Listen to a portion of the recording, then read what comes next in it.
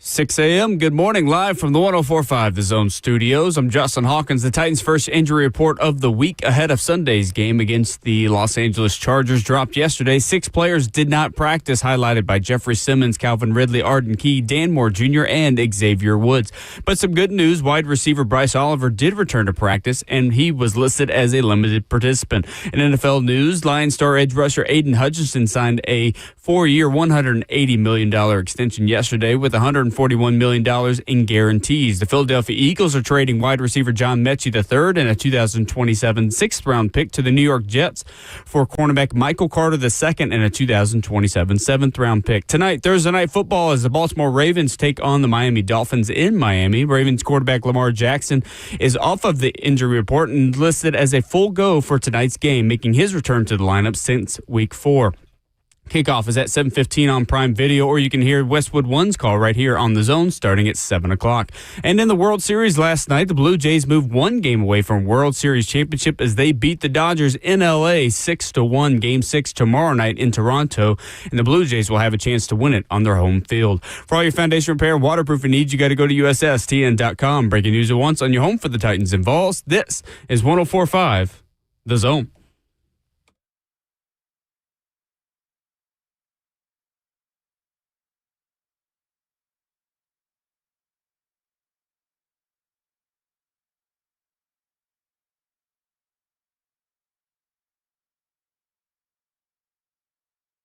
Good morning and happy Thursday.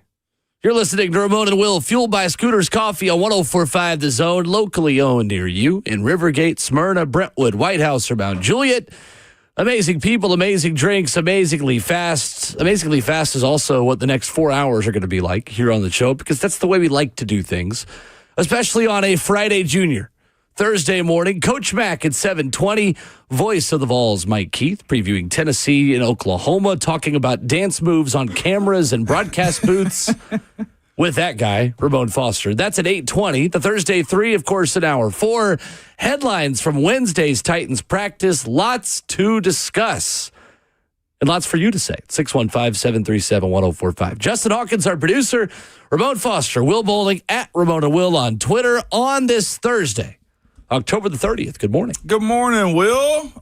Rain, I think, is getting behind us a little bit right now. The pathway to work from up north was a little bit easier this morning. It was a fascinating conversation yesterday with my oldest. My wife gets super nervous when he has to drive in the elements. That's rain, a little bit of snow and stuff like that because he has to go out west. And she was just like, oh, my gosh, I was praying that he made it to school. I was like, yeah, of course, you do the mom thing. He gets home yesterday evening, Will.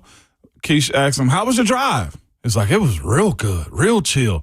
He's like, honestly, I preferred in the rain. He's like, not torrential, but like, he's like, it was so peaceful driving in this morning. I was just like, he just like me. Yes, he is. He living his best life, and Keisha over here worried out of her mind, man. That's the first time I've heard anyone in Nashville describe driving in the rain as peaceful. Yes, no doubt. Okay. That's the first time and maybe because everybody has to slow down a little bit more too. He also takes, Briley West. Okay. So not actually in all the traffic too. So he goes the back way around. I can hear your knuckles popping. Did you hear that? Oh, yeah. A little bit. A little bit? That's okay. Nice. Keep all bodily action off the mic is what you're telling me. Bodily action. Okay. You had a glitter piece on your face, man. A glitter piece? Yeah, it keeps sparkling in my face right now. Don't know how that would have happened, but thank you. Did you walk under a bridge and people sprinkling fairy dust around you? No, I had to take a different route to work today because I think an area around my place is flooded. Straight up? Based off of what happened yesterday. So I'm so surprised to hear you say that that commutes were simpler, but that's okay. Yeah. It's quite okay. My bad. Yesterday from Ascension St. Thomas Sports Park, again, a who's who of injured Tennessee Titans. 3 starters out with hamstring injuries: Calvin Ridley, Jeffrey Simmons, and Xavier Woods. Non-participants including Dan Moore with a shoulder. Saw him dealing with something on Sunday in Indy, and like most offensive linemen, he never went out for it. Stayed in the game. It was early third quarter. I'd have to get my notepad back out, but definitely something that was going on, and maybe this is something totally separate. I'm not 100% sure, but interesting. If it is the same thing as what happened on Sunday, at least the good news would be that Dan Moore did not have to come out of the football game. So obviously Wednesday injury reports pretty early. Arden Key still out with a quad, which may impact his trade availability. Blake Hant still out with a shoulder/back. Daryl Baker Jr. in concussion protocol was limited.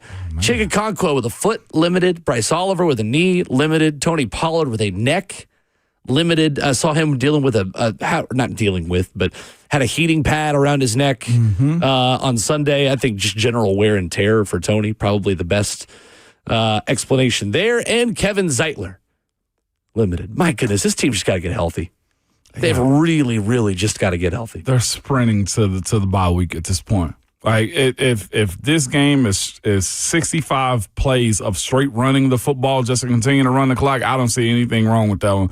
They need a break. They need a mental reset as bad as anybody else in the league right now. Probably worse than anybody else right now, especially when you're trying to regather yourself as a team. You've had a reset at the coaching staff. And you've had zero breaks. If I was Coach Mike McCoy, those dudes deserve off, win or loss, Tuesday through Sunday at this point. This has been a long half of the season for this Tennessee Titans team. It has. No doubt about it. I mean, it's hard physically and mentally, I would imagine, everyone in there. Chig Okonkwo yesterday, pretty nonchalant about the trade rumors, about trade discussion, and just said, hey, all I can control is what I put on the field Sunday. But was kind of funny talking about having no one left in his draft class. Dang. Just being like, well, hoped maybe I'd be the last one standing. Didn't expect it to already happen, but here we are.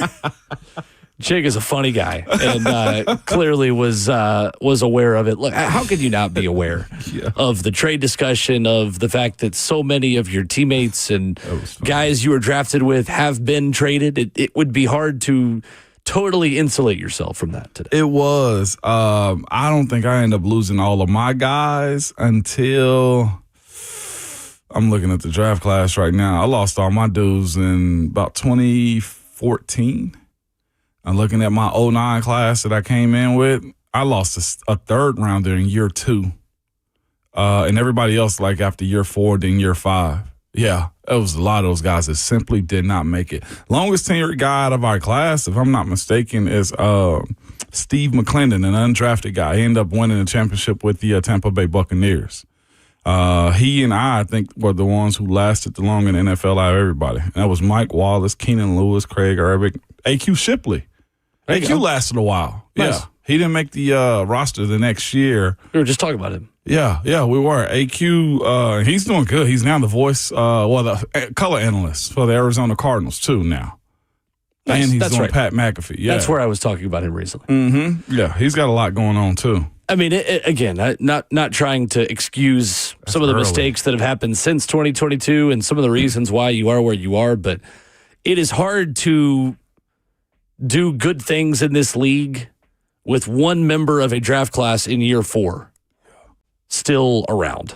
Again, if you are unfamiliar or if you just want to do a postmortem real quick, Treylon Burks, Roger McCreary, Nicholas Petit-Frere, Malik Willis, Hassan Haskins, Chig Okonkwo, Kyle Phillips, Theo Jackson, Chance Campbell. 2022 Tennessee Titans draft class. That's pretty low. 2021, there's no one left. It's not. Who's that class? You remember? Caleb Farley, Dylan Radins, Monty Rice, Elijah Molden, Des Fitzpatrick, Rashad Weaver, Racy McMath, Brady Breeze. Well, that's bad. That's quick. Only reason I say that's bad is those guys are still in the league at other places, but they had no level of being retained here. Like Caleb Farley, is he still on the roster too? I don't think so this year. Great question. I don't think Nicholas Petit-Frere is on a roster right now. Also, he should still be with this team, particularly like starting. I don't know if you're a third-round pick and you're a backup. Most times those guys turn into starters pretty quickly, and he was one here for a little while. Caleb Farley, I don't believe, is playing football. I'm trying to see it's Nicholas Petit-Frere. 17 hours ago, signs with new team. There you go. Carolina Panthers. Still there. He's still with the Panthers? Yes. All right. Well, that makes sense. Been up and down, I believe, with their practice squad and active roster. But That's where we're at. That's why we have a lot of the conversations we have. Again, foundation of the roster's got to be rebuilt. That's why they want more draft picks, why they need more picks. Let's give some optimism to the people. What? Nicholas Petit-Frere tried out for the Texans on October 14th. You said that.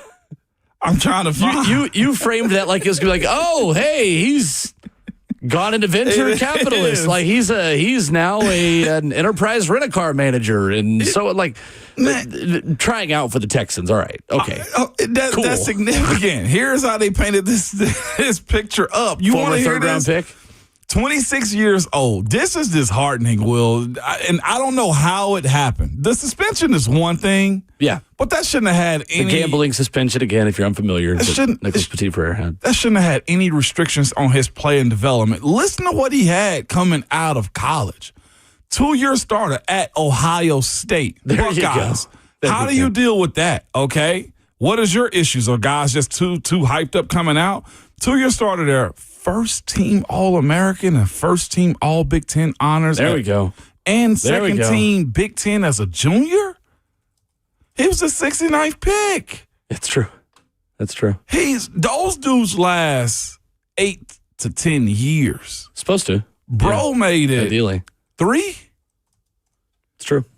It's kind of like the tweet that went viral a couple years ago. I'm trying to find it, the specifics of it. But it was like, just know that if you are ever described as a former first-round pick years into your career, you are terrible. Yeah. Like Andre Dillard still gets described as former first-round pick Andre Dillard, which I think he actually just re-signed to the 49ers practice squad this week as well. Did he really? Saw that on social media.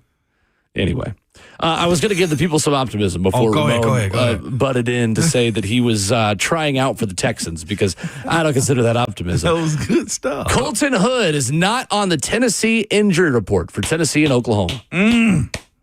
That is a big deal. That's huge. Ramon, that's a really big deal. I don't think Tennessee was winning this football game against Oklahoma Saturday without Colton Hood. You don't think so? No. I thought so. I mean, unless they score 50.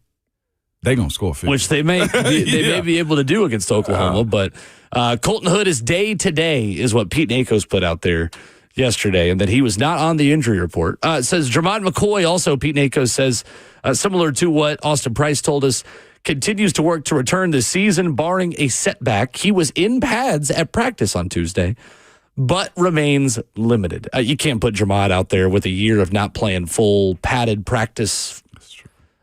You can't immediately put him out there. He's got to play some team periods. He does have to play some team periods. Although Austin did say, I can't wait to see him this weekend. He said, if you see him in pads, he's playing. That's what Austin said. Okay. You see him in pads. Well, I don't think we're going to see him in pads. Can I get 10 reps? 10? I mean, at that point, just wait.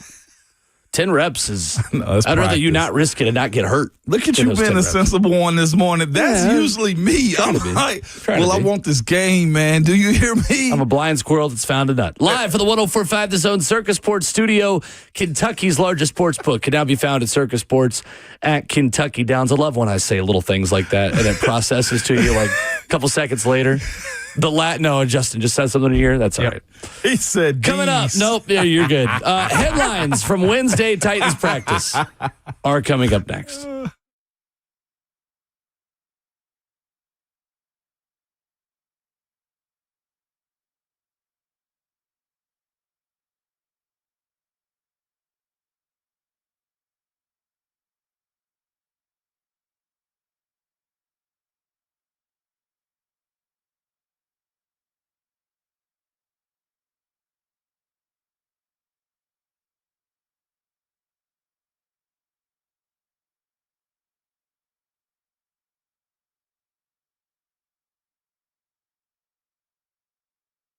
Is your concrete in need of repair? Maybe your sidewalk is shifting on you, your driveway is cracked and sinking, or your porch steps have moved. Shifty concrete can create a dangerous situation, just trip hazard around your home. It's also just a big eyesore. Shimon Foster, and whatever's going on with your concrete, call United Structural Systems. Ask them about their polyurethane foam injections. You've heard about USS for a long time. It's the same company that's provided superior foundation repair and waterproofing to Middle Tennessee since 1994. Well, they can fix your sunken and settling concrete. USS uses polyurethane foam injection to lift and repair your sinking concrete in a matter of minutes. Lifted concrete can be walked on immediately or even driven on after about 30 minutes. So don't go through that long, expensive process of ripping out and replacing concrete. Reach out to a company that I trust for a free estimate. That's United Structural System. You can go to their website at USSTN.com. That's USSTN.com. Or call them 615-488-7855. United Structural Systems.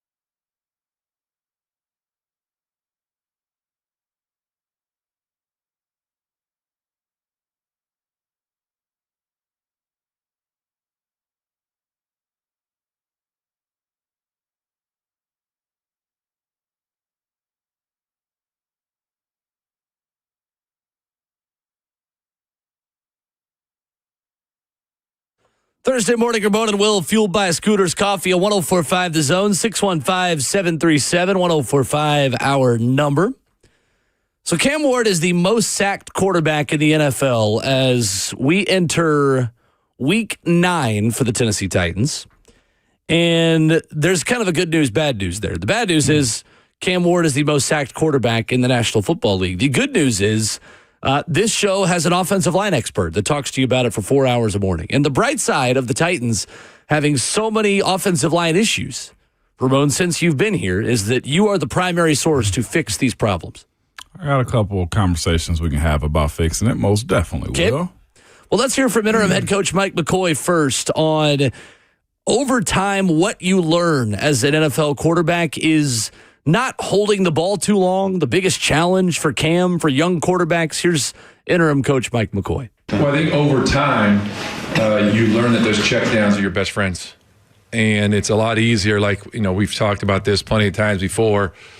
Second and short, third and short is a heck of a lot easier than playing behind the sticks often. And, you hold the ball a little bit too long, you get sacked, or you force a ball downfield waiting too long. There's so many things you learn. But, yeah, I think he's learning that. And I think one thing we've always told Cam, and, you see it and you talk about it during games, and sometimes you might be trying to throw the ball downfield a little more. And, he's a very aggressive. He likes to throw it downfield, and we've all seen the big plays he's made. But it's one of those things, I think, it's another one of those things you're learning that, hey, okay, it's not there right now, especially with the pass rush you see in today's game. I mean, I think that's an adjustment for what he's seeing. And I know, college football, he played against some great teams. But at this level, you go in Vegas, you got 98 breathing down, and you're coming at you every play. He gets there in a hurry, so you understand that, hey, you see it. You got to make sure you understand what the coverage is, who's going. Are we going to win that one-on-one matchup, or are you running through a zone? But then again, here we are. Here's one of our two backs that are very explosive, or our tight ends. You see the plays the tight ends have made when they've got the checkdowns, the things that we can do after the catch. I think that's kind of a big alert for Cam, what he's seen those players do. So that's interim head coach Mike McCoy speaking with the media yesterday. Cam Ward has been sacked 34 times, the only quarterback to be sacked more than 30 times in the NFL this season. The pressure rate that he has faced is 9th highest in the NFL. What is the biggest reason why Cam Ward is the most sacked quarterback in the NFL today, Ramon? I'll start with coaching. I think you got to set him up to be successful, or you don't keep the ball in his hand for a very long time unless you're very sure about those plays. The Chimere DK touchdown play, right? Like that's a significant play that you plan out for a moment that he's holding on to the football. I won't sit on this network and act as if we didn't have issues with sacks. Most offensive lines do before they get better. When I got to Pittsburgh in 2009, Ben Roethlisberger was sacked 50 times. I started 4 games, so I'm a part of that conversation too. 50 times was the amount that he was sacked for. And the only reason I say it starts with coaches is because we ended up making a change at offensive coordinator to protect the quarterback. We made a change to speed up the offense, to get it more of a flow, and that's where I challenge the play callers for a guy like him too, is to say, hey, we got to get to a point to where this offense takes the ball out of his hands while allowing him to work with it too. Get it out quick, throw over the middle. I've been asking for more screens, right, at the running back position, not the quick outs. Having a run game also helps assist in that too. I now look at the situation that this group is in as far as the offensive line and say, why so much whenever we looked at Bill Callahan as the guru of this too? Because I got 2 scenarios in which I personally lived through myself to where we had to figure out how to protect our quarterback. We know that story. He held onto the ball too. He's been in a situation where it's just like he's always looking for the big play. This has been Roethlisberger. And there are a lot of comparisons that draft people made in the draft process between Cam and Ben. And that's why I'm super huge on, like, whoever this next guy is, like, one, they have to come with some respect and a background of being able to do these types of things. That guy for us was Todd Haley, former head coach. Yeah. Look at him as a guy that says, okay, his offense is methodical. He gets the ball out. And for a while, I'll be honest, we hated it. Not that we hated it. It was an adjustment. It's like, why are we getting the ball out so quick? Ben does this little thing where he's a magician with the football. Well, Todd gets there in 2012. Ben was sacked 30 times. Cool. In 2013, we ended up going up, actually, 42 sacks. We went 8-8 that season. 2014, Mike Munchak comes to the savior. That's why I also start to question what was Bill Callahan's role in teaching these guys technique. Like, I say this without knowing their scheme. So the way I see JC set at times, remember we brought it up in camp, like they're jumping too much. Like, you're going to overexpose yourself at these points unless you're overly comfortable in how you're going to protect. You said those exact words to me. And that's what's happening right now. Those guys are on different levels. When I watch them block, we watched, who was it, 2 weeks ago that the Titans played against? It was Vegas. The way they ended up getting picked for a sack over the middle. Oh, the Patriots, too. You remember the Harold Landry, Harold Landry's sack that he got. They schemed it up earlier in the game and came right back to it because the Titans' offensive linemen are on different levels. And they didn't make adjustments. They did not make adjustments. And Cam's going to hold on to it. That is a defensive lineman's dream right there. It's a tough combo. That's the reason you're seeing 3, 4, 5 sacks a game right now, because schematically up front, they're not on the same level. Offensively, you're not forcing the ball out of his hand. And then he's also in a position where he's looking for the big play. I was told by somebody, you make a lot of money by following directions in this league. And that's why I feel like Cam has to be. You're not going to restrict him. I don't think anybody can. Ben still held onto the ball even after Todd. But what it did for us is it allowed us to understand how we're going to block it. He gave us a way better mindset into 3-step, 5-step, 7-step drop type of plays. And that's why I don't think he established that this year. I start with the coaches because, again, Munch come in 14. We go from 42 to 33 sacks. And then in 2015, we go from 33 to 20. And then in, 16, we went to 17, from 20 to 17. We decreased that because of the offense. And sacks allowed. Sacks allowed. Mm-hmm. And that right there flows. It helps a whole lot more, man. And I don't see that portion of this offense being incorporated into him. Yeah, and two, you had a lot of continuity on the players you were playing with. That plays a huge part. And you had Marquise Pouncey. That's true. You had David DeCastro. Yeah, you had David DeCastro. You had Alejandro Villanueva for a lot of that as well. So let's go to the teaching side of it with Bill before we talk more about the play calling and how the scheme can help Cam get rid of the ball more quickly. Was Bill Callahan teaching Titans offensive linemen to be overly aggressive, to be too aggressive? The way I saw him being taught is if he likes his guys to go start a fight. They're engaging to step up. Yes. Not play defense and concede ground for any reason. That's the way they were going about it. It's the way I saw it. And that exposes you if you got a weak link, if somebody's injured. It feels like a higher ceiling, lower floor way to play offensive line. Like if you learn how to do that and do it effectively and literally take the fight to the opposition and gain a little bit of ground within that, then yeah, sure, it sounds like something that can work and be really successful. But it also sounds like if you miss, you are that much more liable to get beat and get beat quickly to your guy around the edge or, just anywhere. And I think, too, we got to have a conversation about who stays and who goes in this offensive line moving forward because, again, it's a different type. It's a different front office, and now it'll be a different coaching staff coaching these players. I'm not talking about J.C. Latham, but I'm using J.C. as the example to say that remember when the Titans drafted J.C. Latham and Bill Callahan's stamp of approval was a big reason why we gave that pick the benefit of the doubt. Now, that's not to say that J.C. is 100% going to be a failure. It's not 100% to say he's going to be a success. He still, at the end of the day, is a year 2 offensive lineman in this league, and linemen make a big jump in year 3. Yep. So I'm in no way reading a eulogy for his career. But the interior 3, you have an older guy in Kevin Zeitler. Yeah. You have an investment in Lloyd Cushenberry, who has had rotten luck coming off an injury, has not looked like he did pre-injury. And you have a really good left guard in Peter Skronsky. There are still more questions than answers about how you fix this offensive line moving forward. It is. And I do look at the offense that's going to come in and say, all right, what kind of guys does this offensive line coach want to have?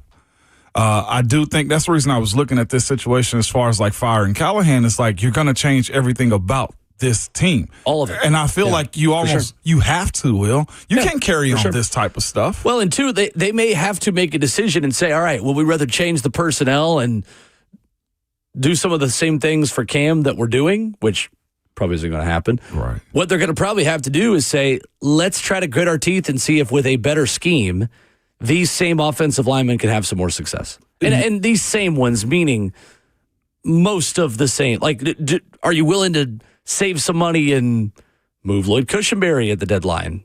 Not deadline, probably more likely to be an off-season because he's got a big contract. Yeah, he does.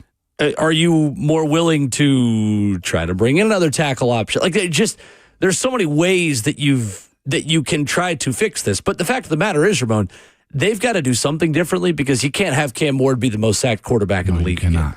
So either the scheme has got to make drastic changes to get the ball out, Cam's got to process things more quickly, or the offensive line's just got to play better one-on-one. The reality is all three of those things are going to have to happen. There is not one fix to this issue.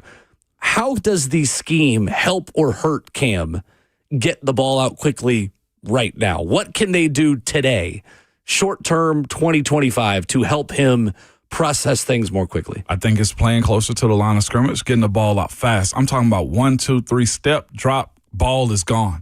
That has to be a part of. You can't let him go seek and destroy down the field type of situations until you set it up. The way I viewed this and the way we were told by Todd Haley was, I got to see if we can get him on to speak about this because he does radio. I have to do this, okay?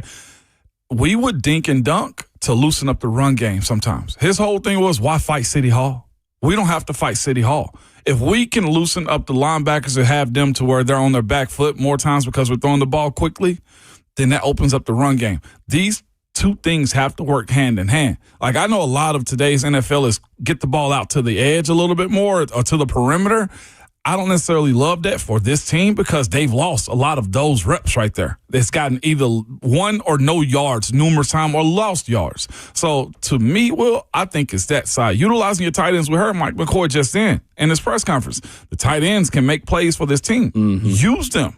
When they're chipping, let them drift off to the side and throw a dump off to them. Like, that's where you decide. That's where you can jump start catching a rhythm for this team, playing underneath those guys on the outside. Now, Cam ain't at this point, or maybe he is just because of how his mindset is shaped up. But you got to have a quarterback to tell the wide receivers, hey, y'all got to be cool until we get this thing established. Yeah.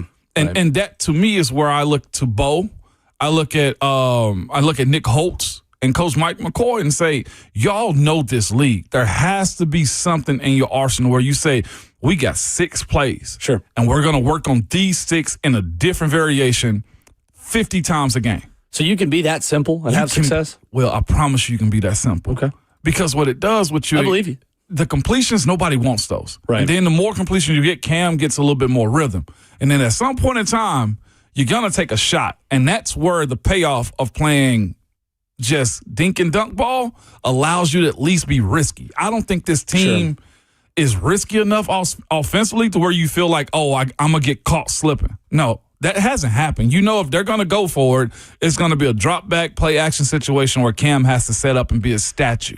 So the challenge with Cam Ward is that his strength at Miami statistically has not been a strength in the NFL so far, which was intermediate passing game. And especially over the middle of the field, intermediate passing game. I was digging around on NFL Pro and Next Gen Stats where you can look at passing splits. So I can judge every quarterback based on all of their passes between 10 to 19 air yards. Ramon, we talked so much of the offseason about how that's where Cam Ward was going to live. Yeah.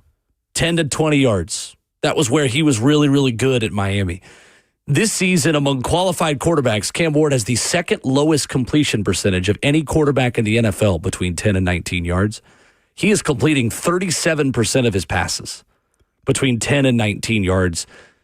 That's second lowest. Only Bryce Young is worse in that department. He has the third worst quarterback rating in the NFL between 10 and 19 air yards at 53. For perspective, Jordan Love is completing 72% of his passes between 10 and 19 yards. Jared Goff has completed 66%. Sam Darnold, my guy, completing 67%. of the passes. And the guy we just saw, Daniel Jones, has a 128 quarterback rating between 10 and 19 yards. Now, that's not all his fault. The Titans also, without Calvin Ridley, don't have a receiving core that's played a lot of football in the NFL that can get proven separation at this level. I do think there are some positives within that we're starting to see with Chimere DK and Elikai Manor. But I also think part of this with Cam is, can you establish a little bit of a rhythm by knowing when to take some heat off the football? Yes. Because that's you talking about heat coming out of his hands? Yes. Okay. Oh, okay. That's going to help take some pressure off of Cam Ward. That's it right now. It's the receivers getting separation in a phone booth, which they've not been able to do as Cam has been blitzed. And it's Cam's ability to put some touch on passes as he has a muddy pocket. That's the biggest issue I see with him right now. When you blitz Cam, when you come after him, it's like he only throws fastballs in those moments. That's not easy to do. But I think that's the next step for him against pressure, is understanding how to still put some touch on the football. Yeah, it is. And that end, when he feels rushed also, he'll let the ball sail high at times too. I feel like he changes Leans his back. Yeah, he leans back when he's throwing the football from time to time. And that's where his feet don't go in front of him. His feet are going to the side. Exactly. Well. And I ain't even a quarterback expert on that one, but you see that tendency. When he's standing straight up and delivering and twisting his hips, he's good to go. But you asked that question and made me think, like, is it that simple to, just dink and dunk for an offense, and that can help open up? Yeah. Because what you need is on early downs, for sure. Those first catches. You need to get guys into the game plan a good bit. That's the reason you see teams like Cincinnati, right? They'll just get the wide receivers in the game plan. Just throw the football to them, get them going. It may be 5 yards. That 5 yards is better than a run sometimes. I've never been more upset as a player in my life when a coach told us, we're going to throw this football 5 yards because we don't feel like you guys going to open up the run game early enough. And we were looking around just sad, mad, upset. I was like, what do you mean? That's our job. But what happened was it loosened them up, made them go to a nickel defense because they had to go cover guys. And when you're going nickel, we're supposed to be able to move the line of scrimmage at that point. Yeah. Which is also what Indy did to the Tennessee Titans on Sunday.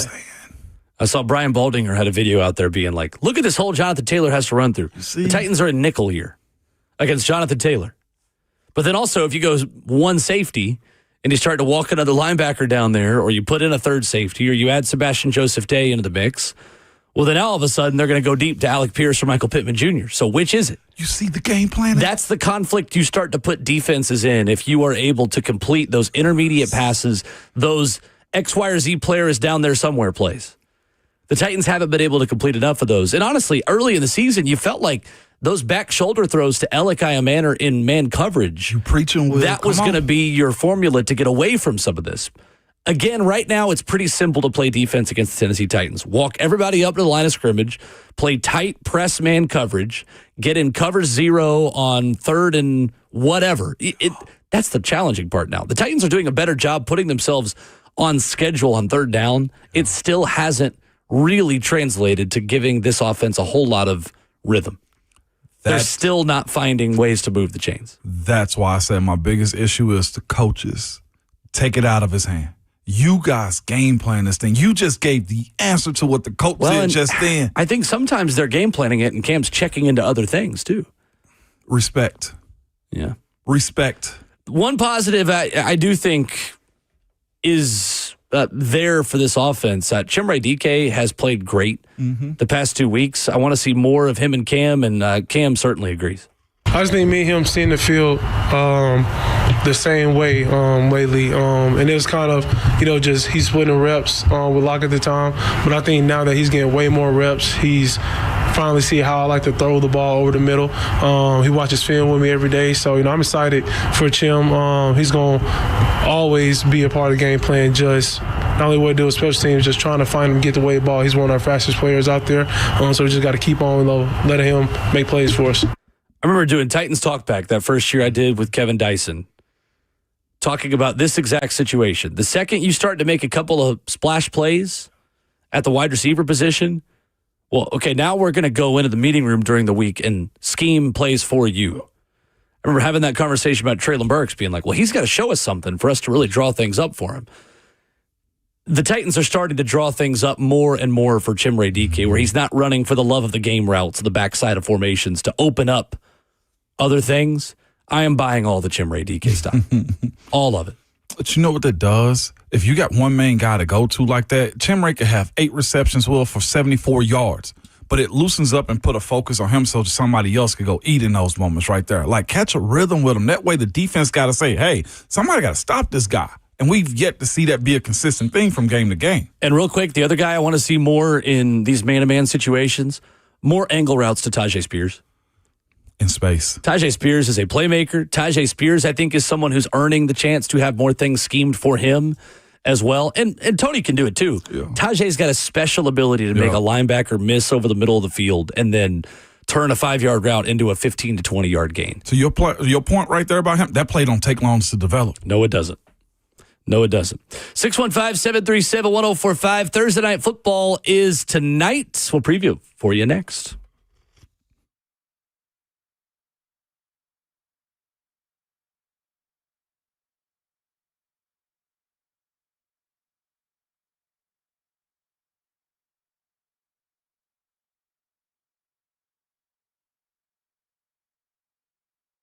It's Ramon Foster for Hiller Plumbing, Heating, Cooling, and Electrical. Good people, man, Hiller came by and did their yearly service on my HVAC, and I want to just tell you this. That heat is humming. Do you understand me, man? It is good, and the house don't have to turn it up that high.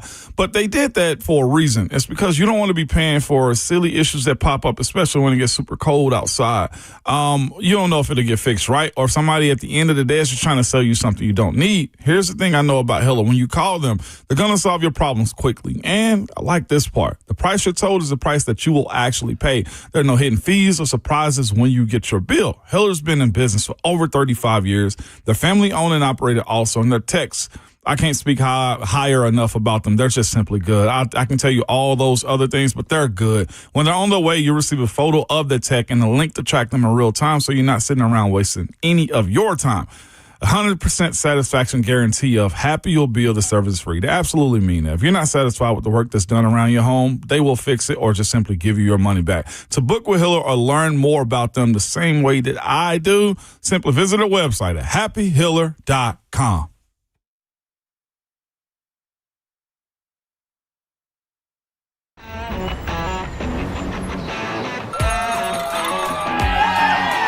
Smashville hockey. Around here, it can sound like a language of its own.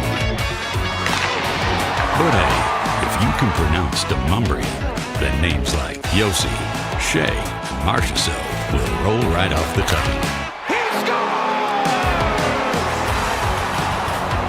Nashville Predators, only in Smashville.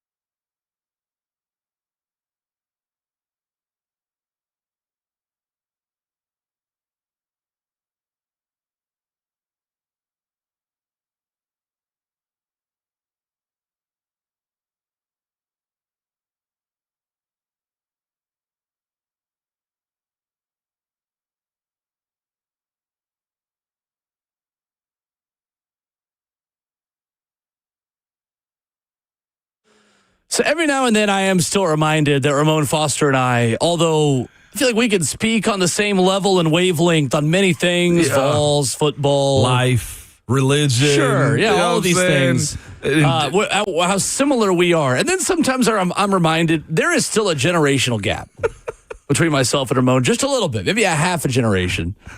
What'd you just tell me in the break?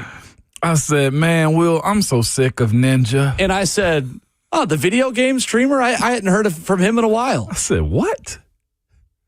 We're talking about Ninja appliances. See, yeah, our brains went very different ways on that.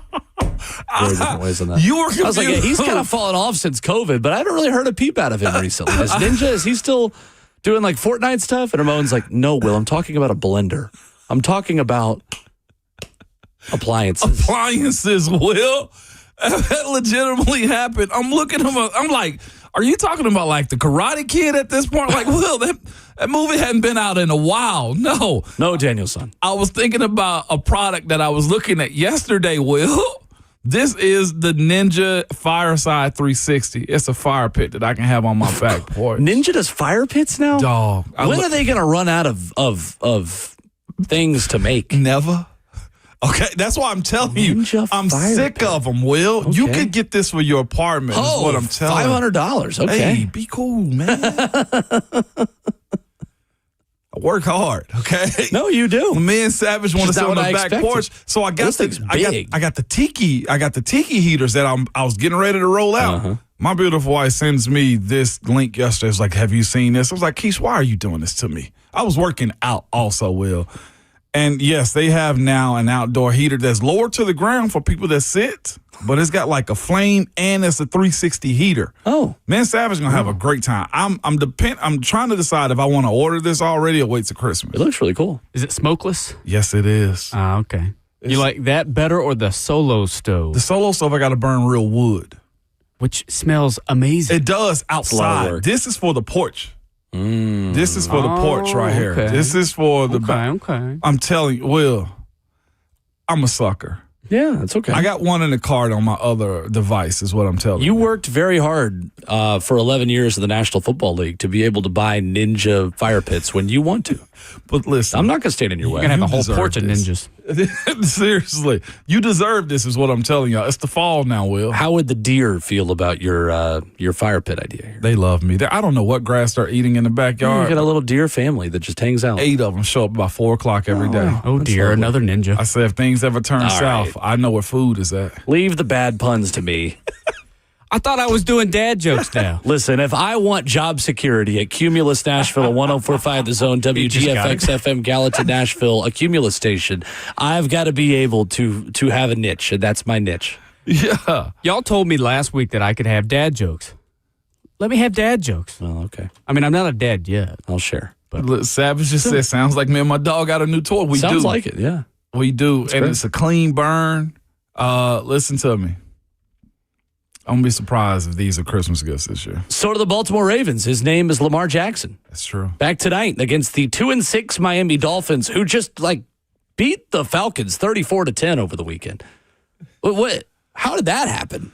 How does Atlanta get beat by 24 points to the Miami Dolphins? That's gross, is what that is. It was Snoop Huntley with the surprise effort.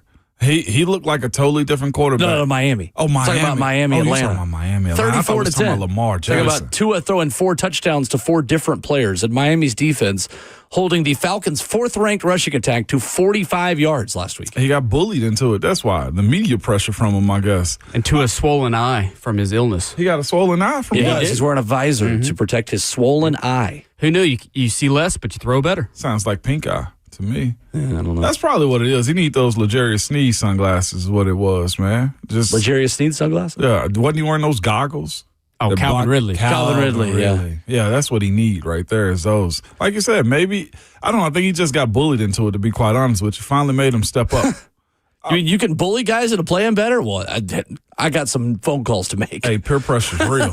Do you hear me? Okay. Especially when I got some phone calls to make. Yeah, I'm telling you, peer pressure is real, especially in those moments. Baltimore, I don't know. What? No, I was just going to say, I don't know what it is. He'll do this, and then tonight he'll drop an egg or something. Who knows? Baltimore trying to become the 5th team since the merger to make the playoffs despite starting 1-5. Baltimore's next 5 opponents are a combined 11-28.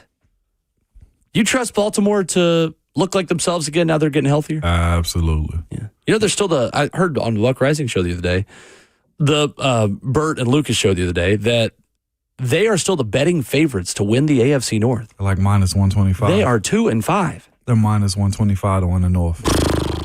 Pittsburgh can't stop a nosebleed on defense. Well, Ramon, yesterday, there was an all-time moment in sports history that happened. There are a lot of where were you moments in sports. Yesterday, when the governor of Louisiana spoke to the media about the open LSU position, this was a where were you moment in sports history. It is such a privilege to get to live in a time where so many things that will get written about in textbooks in the future are just happening right in front of our eyes, including the press conference you're about to hear next.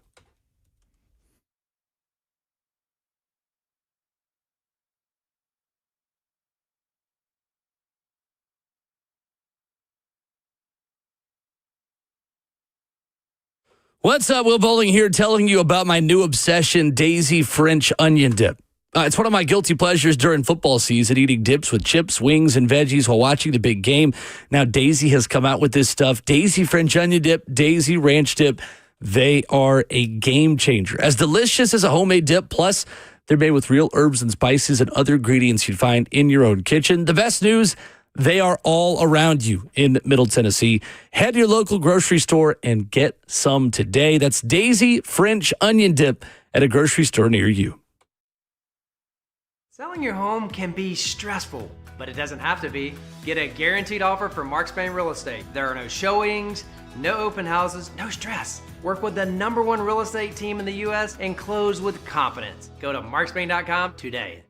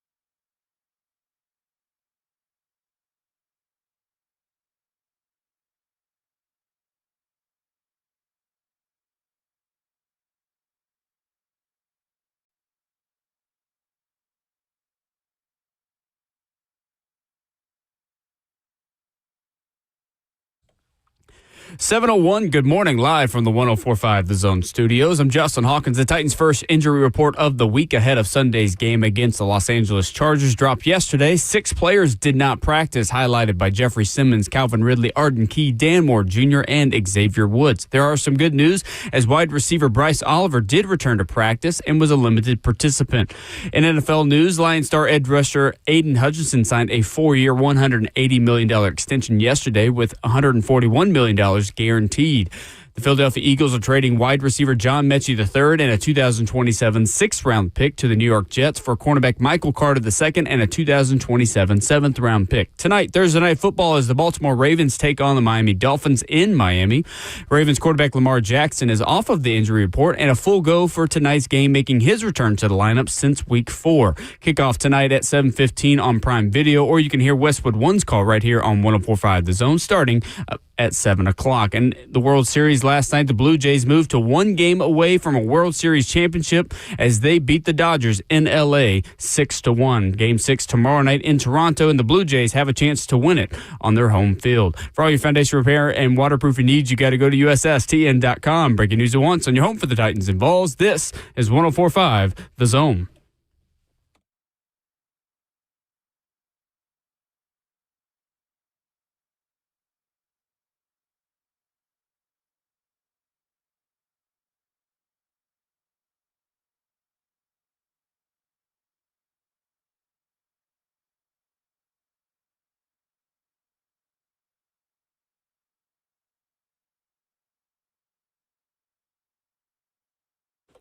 Hour number 2 of your Thursday morning edition, Ramon and Will, fueled by Scooter's Coffee. He is 11-year NFL veteran and Vol Network analyst, Ramon Foster.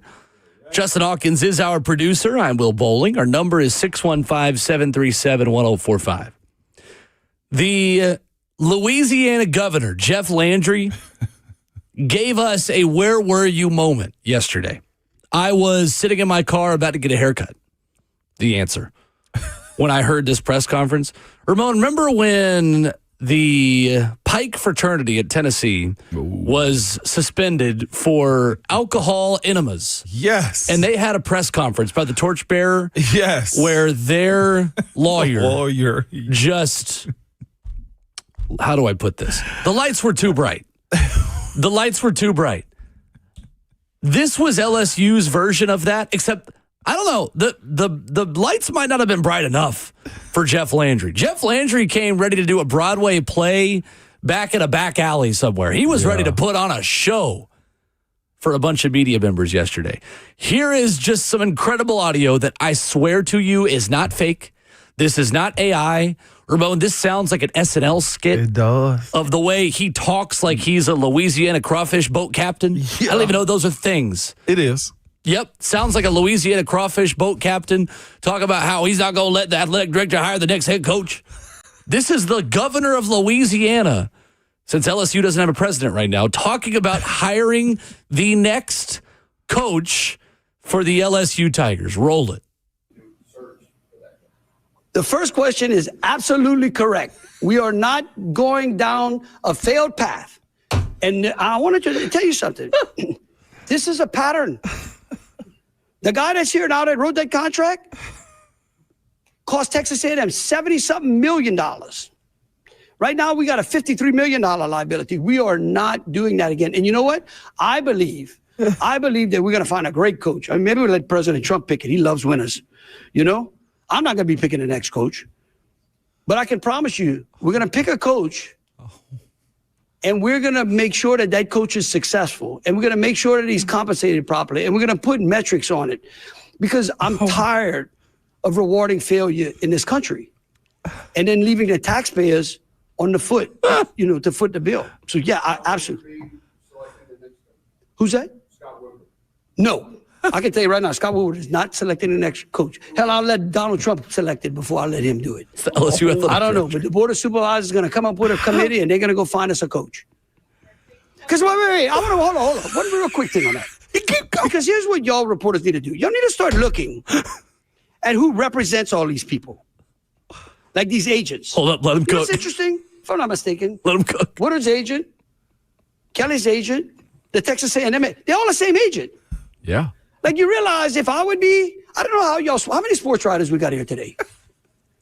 Just you. You should have a bunch. Okay? Like, this is ridiculous. Lawyers would be disbarred for the way these agents act and the way they're able to represent.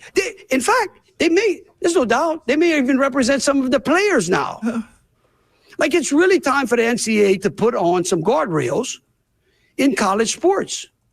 Because, and it's fine. We don't need the guardrails. If big billionaires want to spend all that kind of money, no problem. But if I got to go find $53 million from Kemp, it's not going to be a pleasant conversation. I'm just telling you. I know. And I think that's important as well. Y'all should start looking into that. Okay. All right, we can cut it there.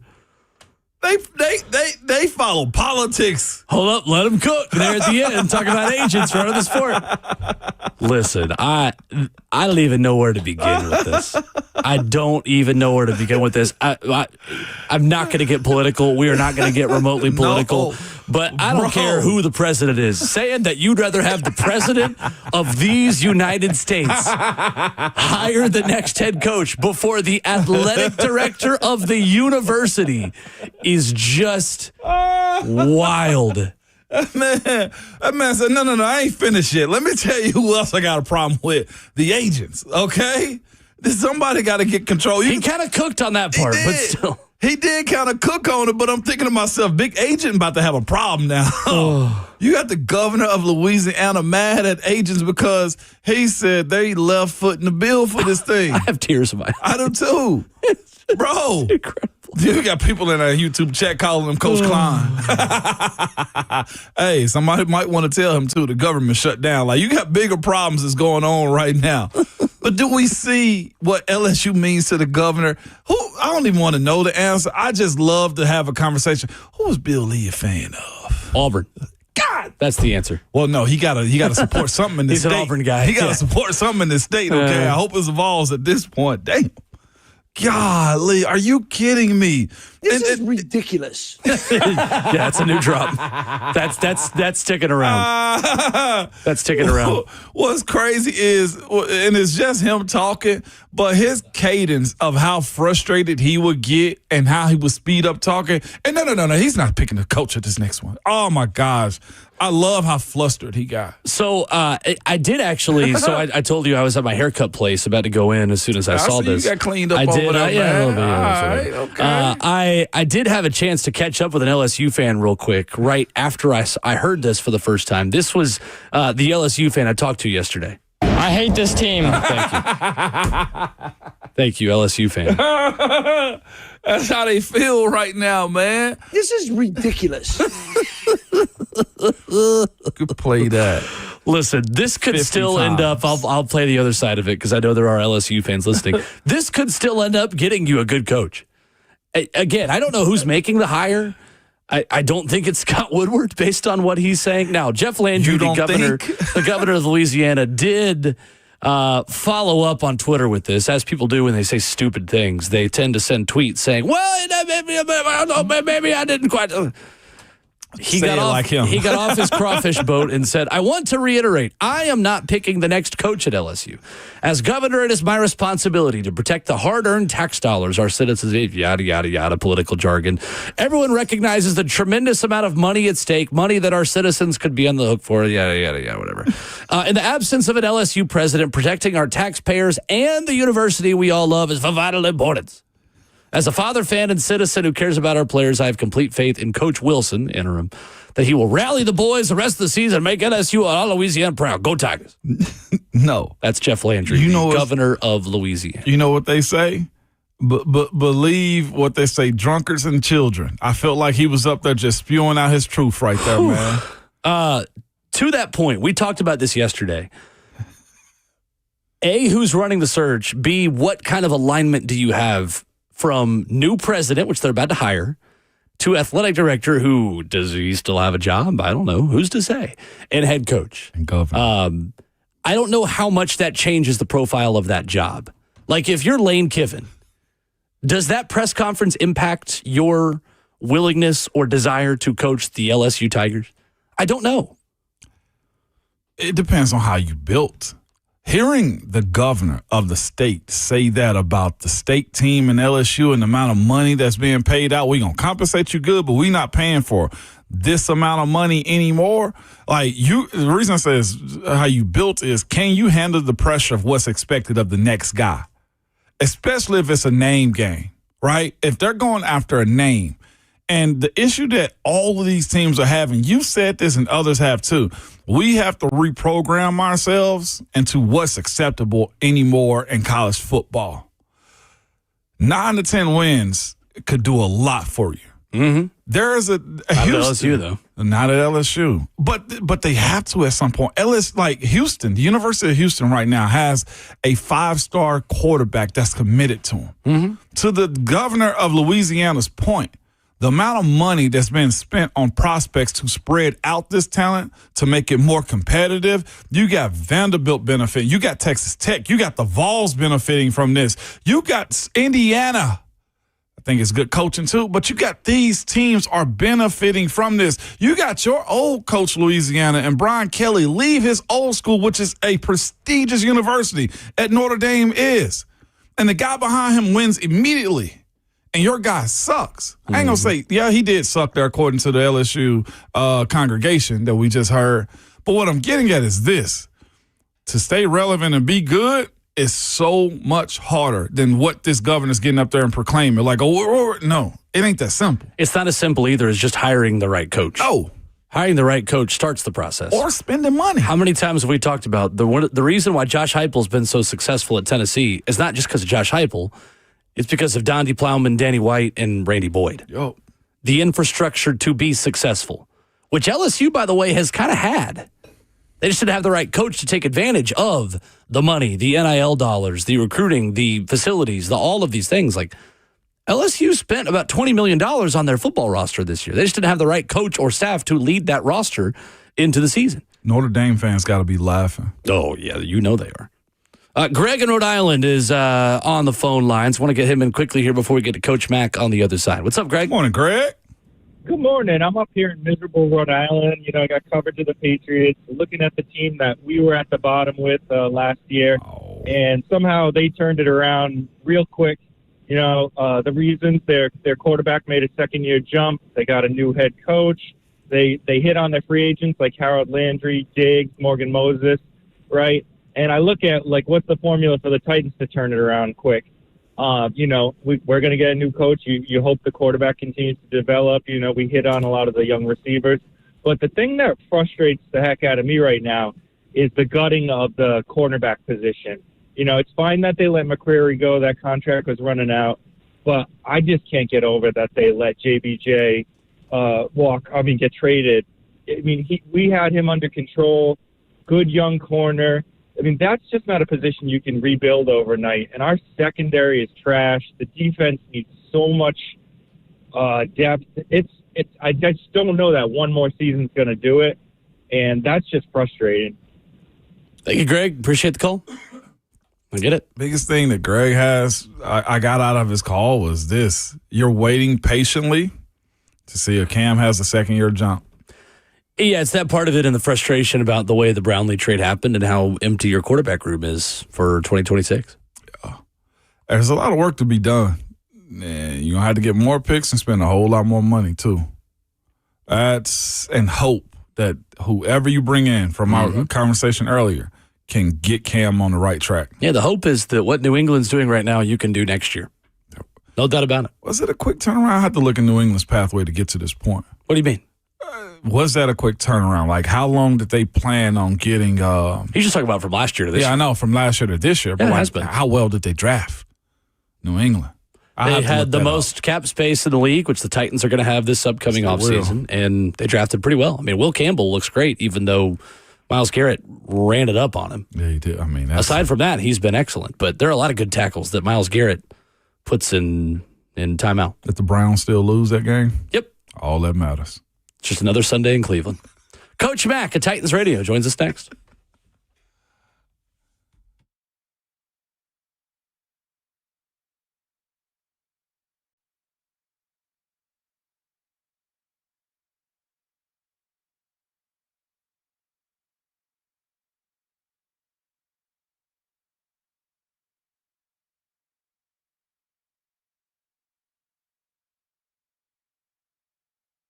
You're losing your hair and you need a simple solution that works. You want the best. Modern technology with top-rated physicians, something that's guaranteed to work. Guys, you need Dr. Tanya Pauls and her team at Advanced Hair.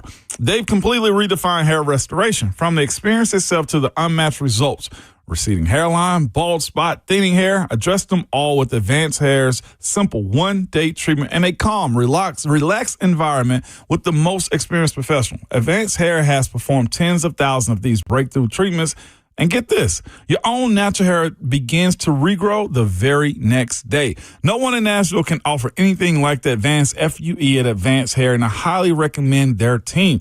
It starts with your free consultation. You can call them at 629-348-HAIR. If you qualify, you'll also get $250 off and 250 free hair grafts. Refine your hairline with the team that's redefined hair restoration. Again, their number is 629-348-HAIR or visit their website at advancedhair.com.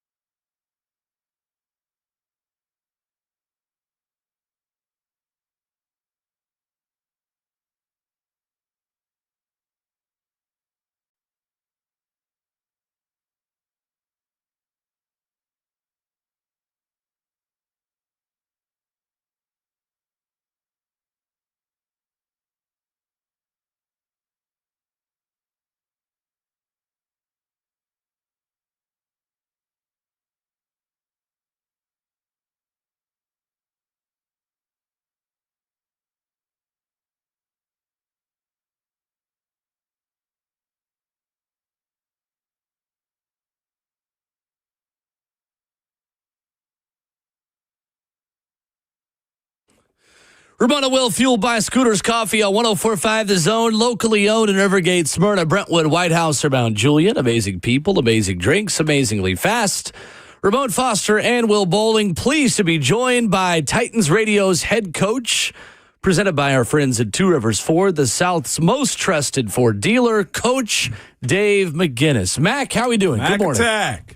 Morning, guys. Morning, guys. Yeah, sounds like a good start. A good start to the morning. Let's go. Yes, sir. I have not told Ramon this yet, Mac. I felt like we had a little bit of inception on Sunday because we were sitting in Lucas Oil Stadium and that song started. And I looked at Mac and I was like, did a double take. Was like, I feel like I should be introing you on Ramon and Will right now, Mac.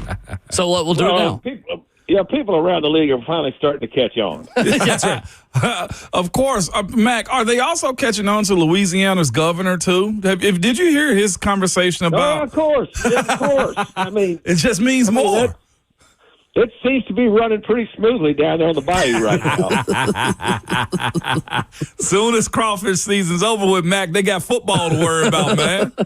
No, yeah. Look, that down there is clearly a different world. Yes, it is. Very much so. Coach Mack with us, presented by Two Rivers Ford. Mac, Cam Ward yesterday said he feels like he's improved a little bit in every game. And without Calvin Ridley these past couple of weeks, some of the numbers have improved. Some of the explosives, the big plays, we're starting to see this offense show us signs of improvement. Where are you seeing Cam Ward taking steps, Mac, so far in his rookie season? Well, I mean, he's getting more comfortable. I mean, this whole year is going to be a learning process for him. You know, let's just get that out there, because every week he's going to see something that he hasn't seen, that he's not familiar with, and that he's going to have to be able to work through. But that's part of being a rookie in this league. But especially, I mean, it exponentially increases when it's a quarterback. I mean, I just know, because I've spent a lot of my career trying to mess these guys up, and that's the thing that happens. But I mean, he's learning to throw guys open. He's learning when the thing that he needs to learn is when to say, okay, this play's over with, all of those types of things, he gains experience by playing. And really, sometimes you have to experience things that happen to you that aren't favorable to make you think, I don't want to do this anymore. Or when it rears its head again, I'll take another course rather than what I did. Mac, Jesse Minter, the defensive coordinator for the Los Angeles Chargers, is starting to be talked about in head coach candidacy and head coaching circles. He's got the 7th best total defense in the NFL so far this year with the Los Angeles Chargers coming to town this weekend. How will Jesse Minter and this defense confuse and challenge Cam on Sunday? Same way. I mean, the same way. And he's getting, they're getting another pass rusher back, and so that helps. I mean, look, Jesse Minter grew up with this, in this profession. I know his dad, Rick, very, very well, who's a very accomplished defensive coordinator in the collegiate game. But he's got a lot of things at his disposal. But the biggest thing that he has at his disposal as a defensive coordinator is he's got an offense that can move the ball. And when an offense moves the ball and can get separation of score, you can call defenses and you can afford to take chances defensively a lot more than you can when you're playing, with your heels on the edge of the cliff, worried about that if you give up one score that the game's over with. But he's a very, very accomplished defensive coordinator. Got good. He's got good players. I mean, he's got a nice little group of players, from the front to the back. He's got 2 guys. He's got he's got an edge player and a tackle that can rush. That's a huge plus. He's got a little bit of problem back there in the secondary. It's like everybody does when he has when he has some injuries. But the biggest thing, guys, is you got to look at it in totality when you watch defenses across the league. What kind of offense are they playing next to? Because that makes a huge difference, the way you call a game and the way a game progresses. Yes, it does. Coach Mack, and speaking of calling again, that's kind of what I want to ask you before going back to the Chargers. Mac, what's the balance between, I guess, making the decision to be aggressive the way I guess a lot of the fan base and even Cam Ward wanted Coach Mike McCoy to be last week, and also just following the game plan? I understand what the season is, 1-6 at the time, but coaches still have to coach is my mindset. When do you start changing that and saying, you know what, let's go be aggressive and go for it on fourth down? Is that a thing more in the NFL, or just we see that in the college and high school levels a little bit more, Mac? Well, you just make a decision based on the circumstances, and then you go with it. And if it works, you know what? It's a good decision. If it doesn't work, then you're second guessed. Yeah. But guess what that is? That's life as a coach at any level. At any level, that's life as a coach. So if you're going to coach, which all of us that have done this, and to get to a high level you sign up for, you make decisions, spot of the moment decisions.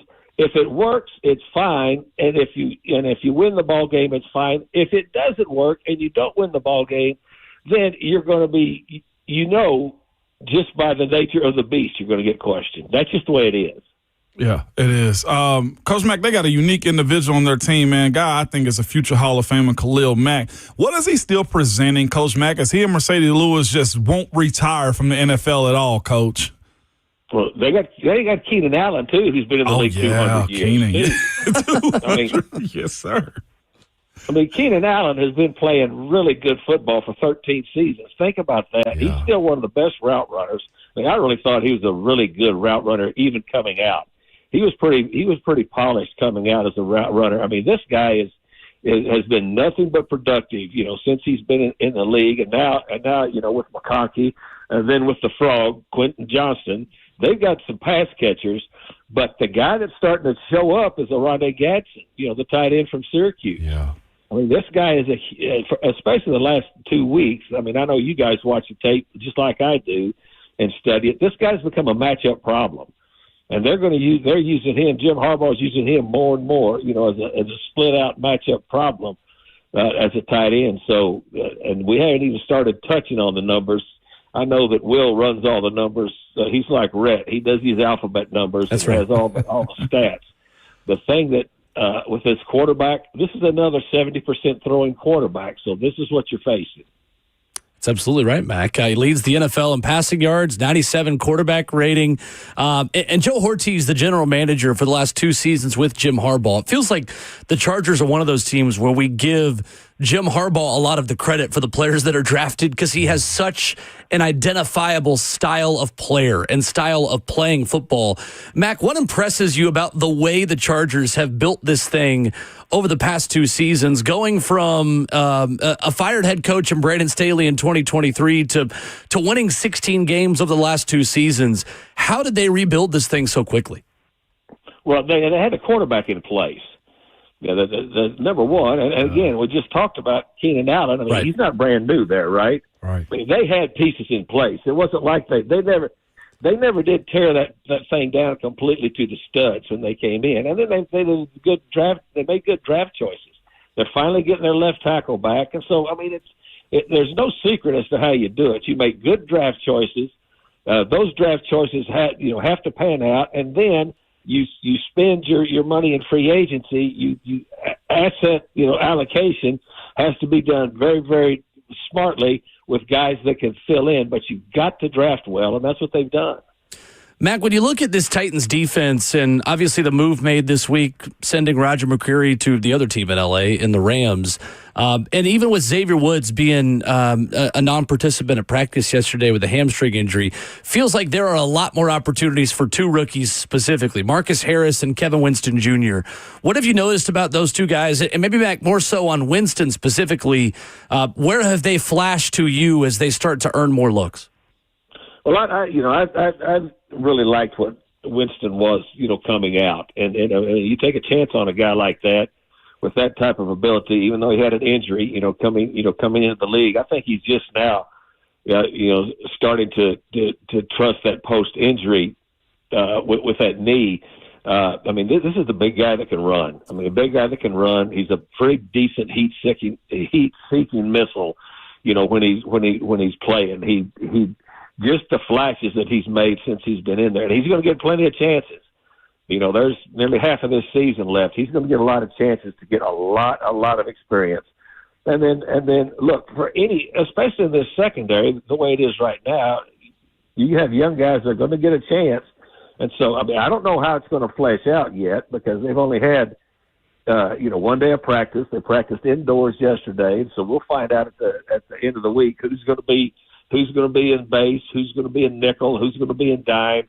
I don't know that yet, but I know those guys are going to get chances. But I like what I think both of them have ahead of them. I really do. Coach Mack, when you look at a Jim Harbaugh team, just in general, they're going to run the football. They're going to have plenty of running backs, and they also have offensive linemen. They paid a price this offseason for Mekhi Becton, a guy came in as a tackle, first-round tackle, and moved inside. What have you seen from this offensive line, especially with a guy that we had our eye on a good bit was Joe Alton, also Zion Johnson. They got a group of names, Coach Mack, that's kind of come together and honestly got a plethora of offensive linemen right now. It's kind of helping them stay steady as a group. First of all, I like your word plethora. That's good. I mean, it's clearly you're becoming a professional I paid analyst. for that word right there, Coach Mack. I paid for that. You did pay for it, but you got money. The thing about their offensive line, I mean, Harbaugh's going to run the football, and he's down to his third running back right now.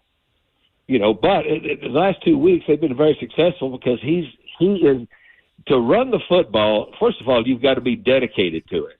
But you're right. This offensive line, especially getting Joe Alt back, I mean, I just know this. I mean, I was with the Bears when we drafted Jim Harbaugh, so I've known the Harbaughs for a long time and was with Jim. But I know that his philosophy is he wants guys up front that can physically manhandle the opponent.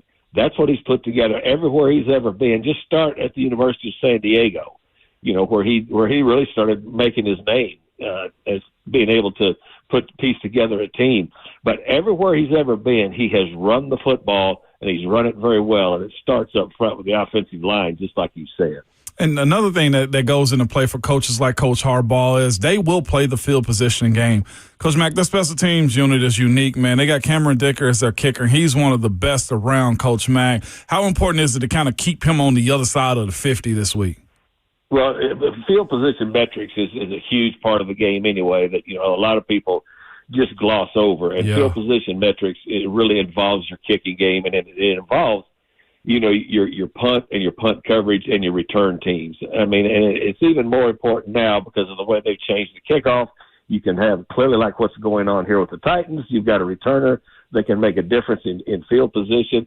But also, the fact that, now Johnny Hecker has punted way too much this year already. But the thing that he's done, he's flipped the field so many times. And what Bones does, and we knew he was going to do this coming in here, is strategically punt. And by strategically punting, you're cutting the field in half or in quarters, for ball placement. All of those types of things are extremely, extremely important. But look, Jim Harbaugh and John you think Jim Harbaugh doesn't think a lot about special teams? I mean, he and John Harbaugh grew up in the same house. Right. And so the special teams has always been a big, big part of both of their games. Coach Mack, real quick, was it a shocker to see a special teams coach get a head coaching job like John? Like, not that he didn't deserve it, but you don't see this happen too often. You know what John did? When I was with the Bears, we used to run a clinic for about 300 or 400 high school coaches every year, and I'd always have him speak. At some point, I would hire guys to come in and speak, and we'd have 15 and 20 speakers anyway. But he was always, even when he was a young coach, you could tell that he was dialed into that part of the game. And then he made his name being a special teams coach. But one year he asked to coach the secondary because, of course, his dad was a head coach. He had aspirations to be a head coach. But he knew that, he wanted to at least coach a position one time to say that he had done it. But he always had aspirations to be a head coach. But most of his base was from a special teams. And it doesn't surprise me. It doesn't surprise me when a special teams coach is mentioned or gets a chance or like he has had a really good career because – most of those guys that are really good at that special teams thing, Ramon, they're prepared and they know how to handle the entire team. Mac, I've got maybe a dumb question, but a really simple one to close here. And it's a Titans question and a Vols question because both teams have kind of had struggles with it. How do you teach guys how to tackle during the season? Like the way the practice rules and regulations are, the fact that maybe things aren't as physical as they used to be in camp or during the season. What is controllable besides just getting different players in there that can tackle? That's what you have to do. I mean, look, you're not drafted into this league if you can't tackle on defense. Right. That's just number one. I mean, you don't reach to this level. But then, and I heard Bullock talking about this, and he's right. A lot of tackling in ball games is just mindset. It's mindset. It's mindset, and it's being in the right place quickly at the right time, and especially for linebackers, it's getting ahead of the blocks. And then, just like what happened last week, if you got a dude that can really make you miss or that can run away from you, you got to surround and vice tackle those types of people. You're not going to single tackle these backs in this league, some of them. So, I mean, it's a group effort. But if you don't know how to play tackle football, you're not drafted into this league to begin with. It's fair. That's very good. Coach Mack, presented by Two Rivers Ford, with us every Thursday at 7:20. Titans and Chargers this weekend. Looking forward to being home for the month of November, Mac. Looking forward to seeing you on Sunday. Yeah, we'll be home. Then we got a break, and then they'll be home for a while.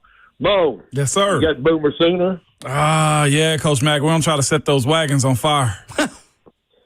Yeah, look, just go ahead and go win that ball game and go to the next one. All right, okay. That'd be good. I'll leave the torches at home.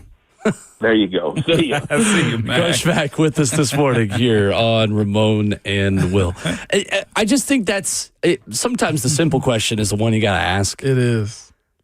How you teach guys to tackle during the season. It may be more of a college question than an NFL question because fundamentals are not more important. Fundamentals are always important. What I mean is that you have to have a certain baseline of doing the fundamentals just to make it to the NFL. Nope. You are still maybe teaching more fundamentals in real time in college than you are in the NFL, right? That's a great short segment that it was asked in our chat, too, on YouTube about why quarterbacks always have to work on fundamentals when they come from college to the NFL.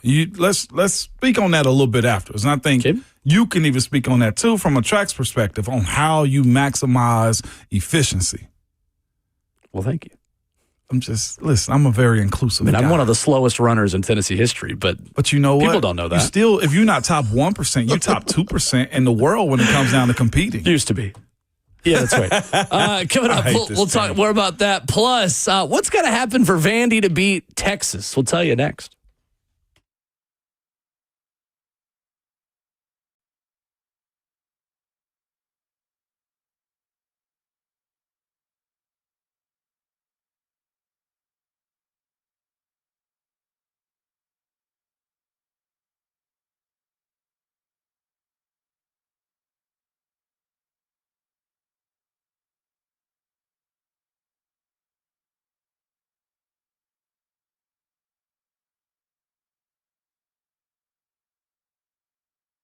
It's Ramon Foster from Medical House Calls. Y'all got to use that website. MedicalHouseCalls.com is that simple. And the reason I'm telling you this is, one, their availability for you. It's 7 days a week. It's Monday through Sunday, 7 a.m. to 8 p.m. They got same-day appointments available and next-day guaranteed, too. I'll make it even easier for you. If you got your phone out on you, you can put this number into your cell right now, 615-838-2375. You can call them the old school way or text them also, and somebody will answer. And here's what they will do. You call or text them, they'll assess what you need within minutes. You can book your visit, I told you, 7 days a week, and they will fit you in. They will fit into your schedule. Medical providers will be at your door ASAP, all right? They're trying to bring back the concierge to medicine where you're not waiting around in germ-filled urgent care rooms, appointments that don't fit your schedule, and you got to take off from work to go to, or taking your kids also to the ER. You don't want those types of things, especially if it's something that you can get fixed fast, and that's a sickness, infections, injuries, in-home labs, testing, and more. They offer it all. Simply put, visit the website at medicalhousecalls.com, and you make sure you tell them that Ramon sent you.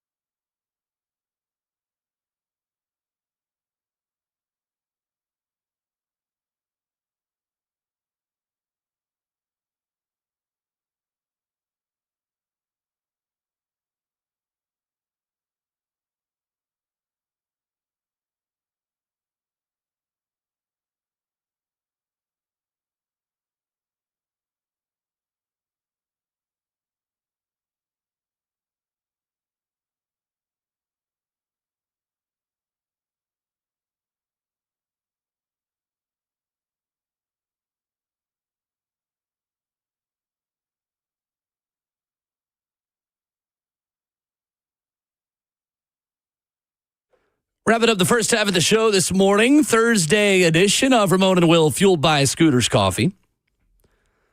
What's got to happen for Vandy to beat Texas? And no, I don't mean they're going to score more points. Yeah, thanks. How do they score more points?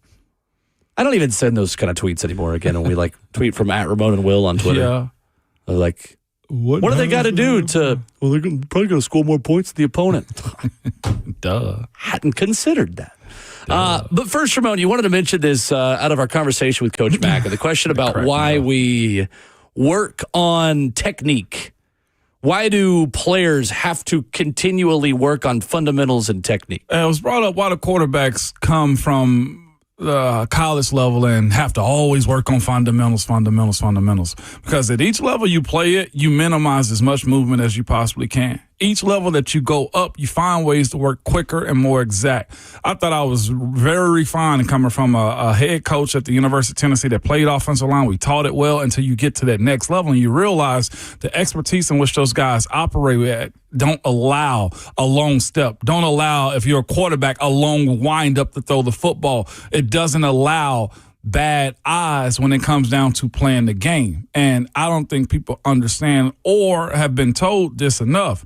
Each level, the competition gets better. The coaching gets better. The detail and how you break players down get that much better too. So as players going to the next level, that can be offensive line, defensive line. It could be wide receivers.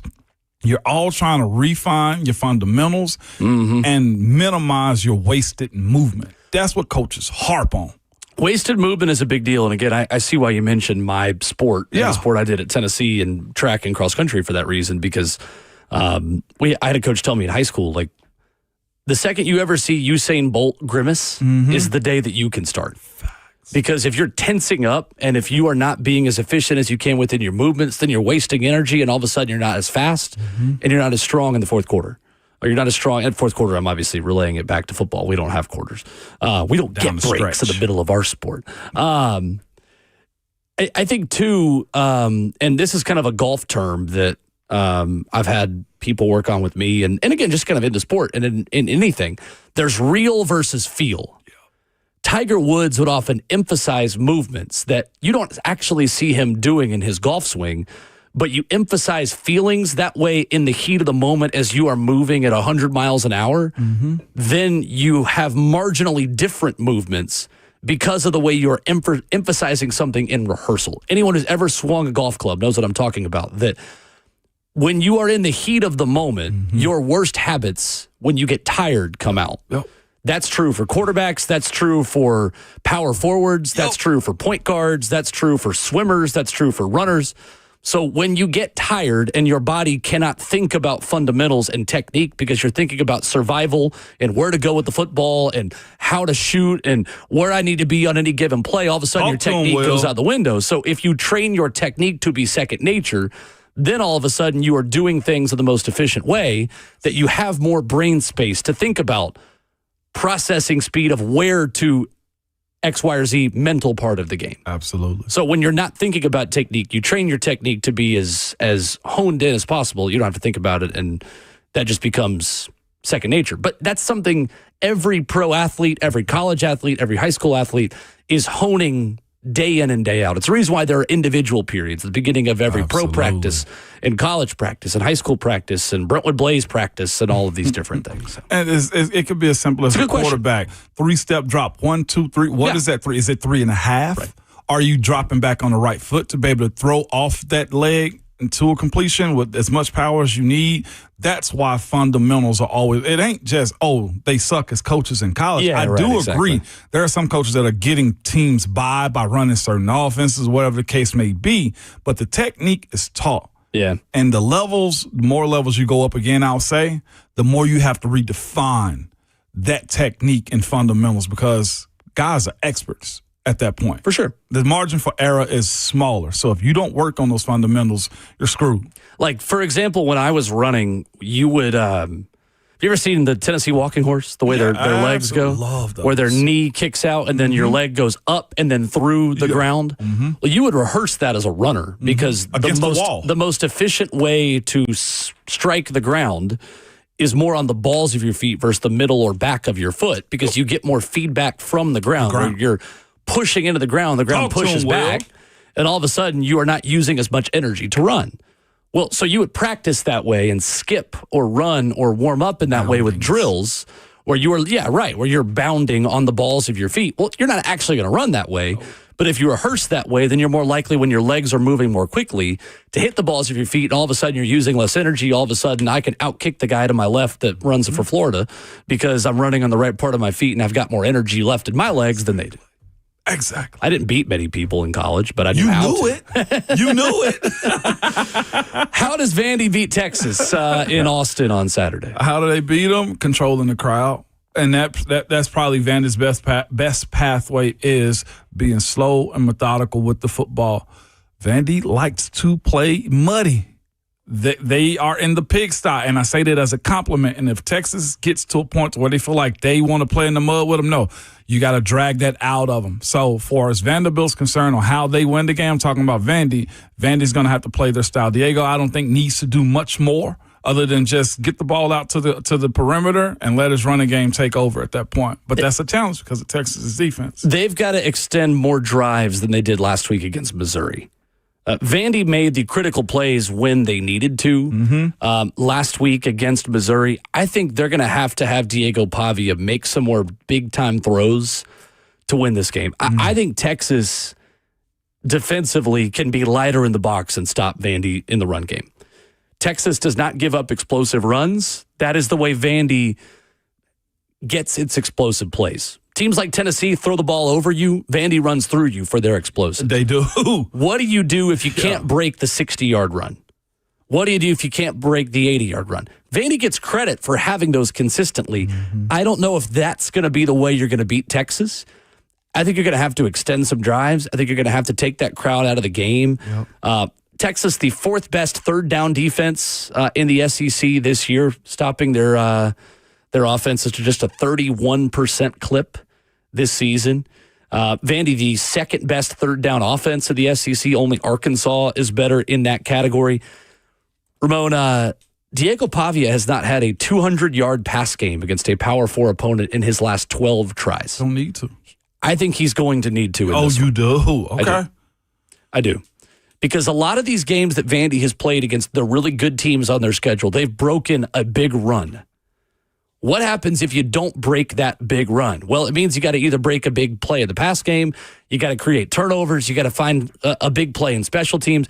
Because I don't see Vandy just going toe-to-toe with Texas and having a whole lot of success offensively by sustaining these long, drawn-out drives. They got to have some explosives somewhere, or their defense has got to set them up in short fields. You know what, real quick, though, too, what Texas has to do to win this game? They can't make it about Diego. Diego Pavia, to me, walks around with a hate halo to anybody that's not a Vanderbilt fan. Am I right in that? No, 100%. The teams I've seen 100%. Try to do too much to him, they lose.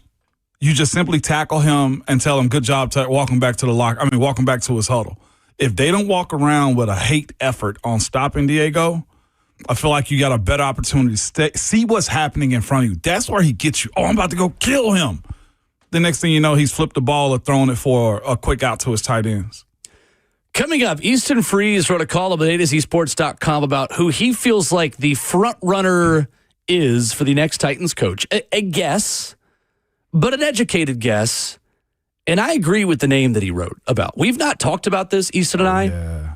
Him and I are on the same side of, as this kind of goes on, who we think the front runner is to be the next Titans head coach. Plus, Titans and Chargers tickets next.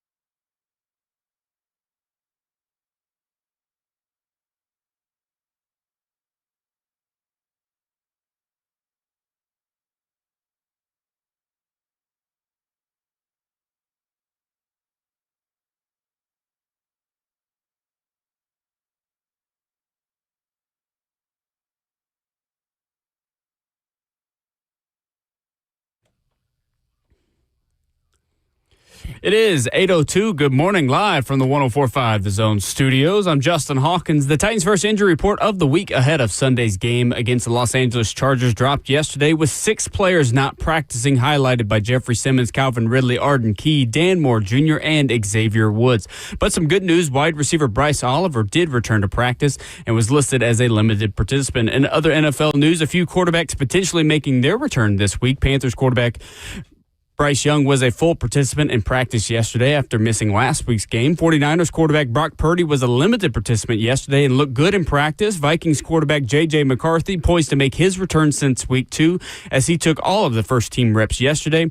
And tight end out of Las Vegas, Brock Powers, after missing the last 3 weeks due to a knee injury, is slated to make his return this Sunday against the Jaguars. Tonight, Thursday Night Football, as the Ravens take on the Dolphins in Miami. Ravens quarterback Lamar Jackson is off of the injury report and a full go for tonight's game, making his return to the lineup since week 4. Kickoff at 7:15 on Prime Video, or you can hear Westwood One's call right here on The Zone starting at 7. And in the World Series, the Blue Jays moved to 1 game away from a World Series championship as they beat the Dodgers in L.A. last night 6-1. Game 6 tomorrow night in Toronto. The Blue Jays have a chance to win it on their home field. And the Nashville Predators are back on the ice tonight, facing off against the Philadelphia Flyers in Philadelphia with puck drop at 6 o'clock. For all your foundation repair and waterproofing needs, you got to go to USSTN.com. Breaking news at once on your home for the Titans and Vols. This is 104.5 The Zone.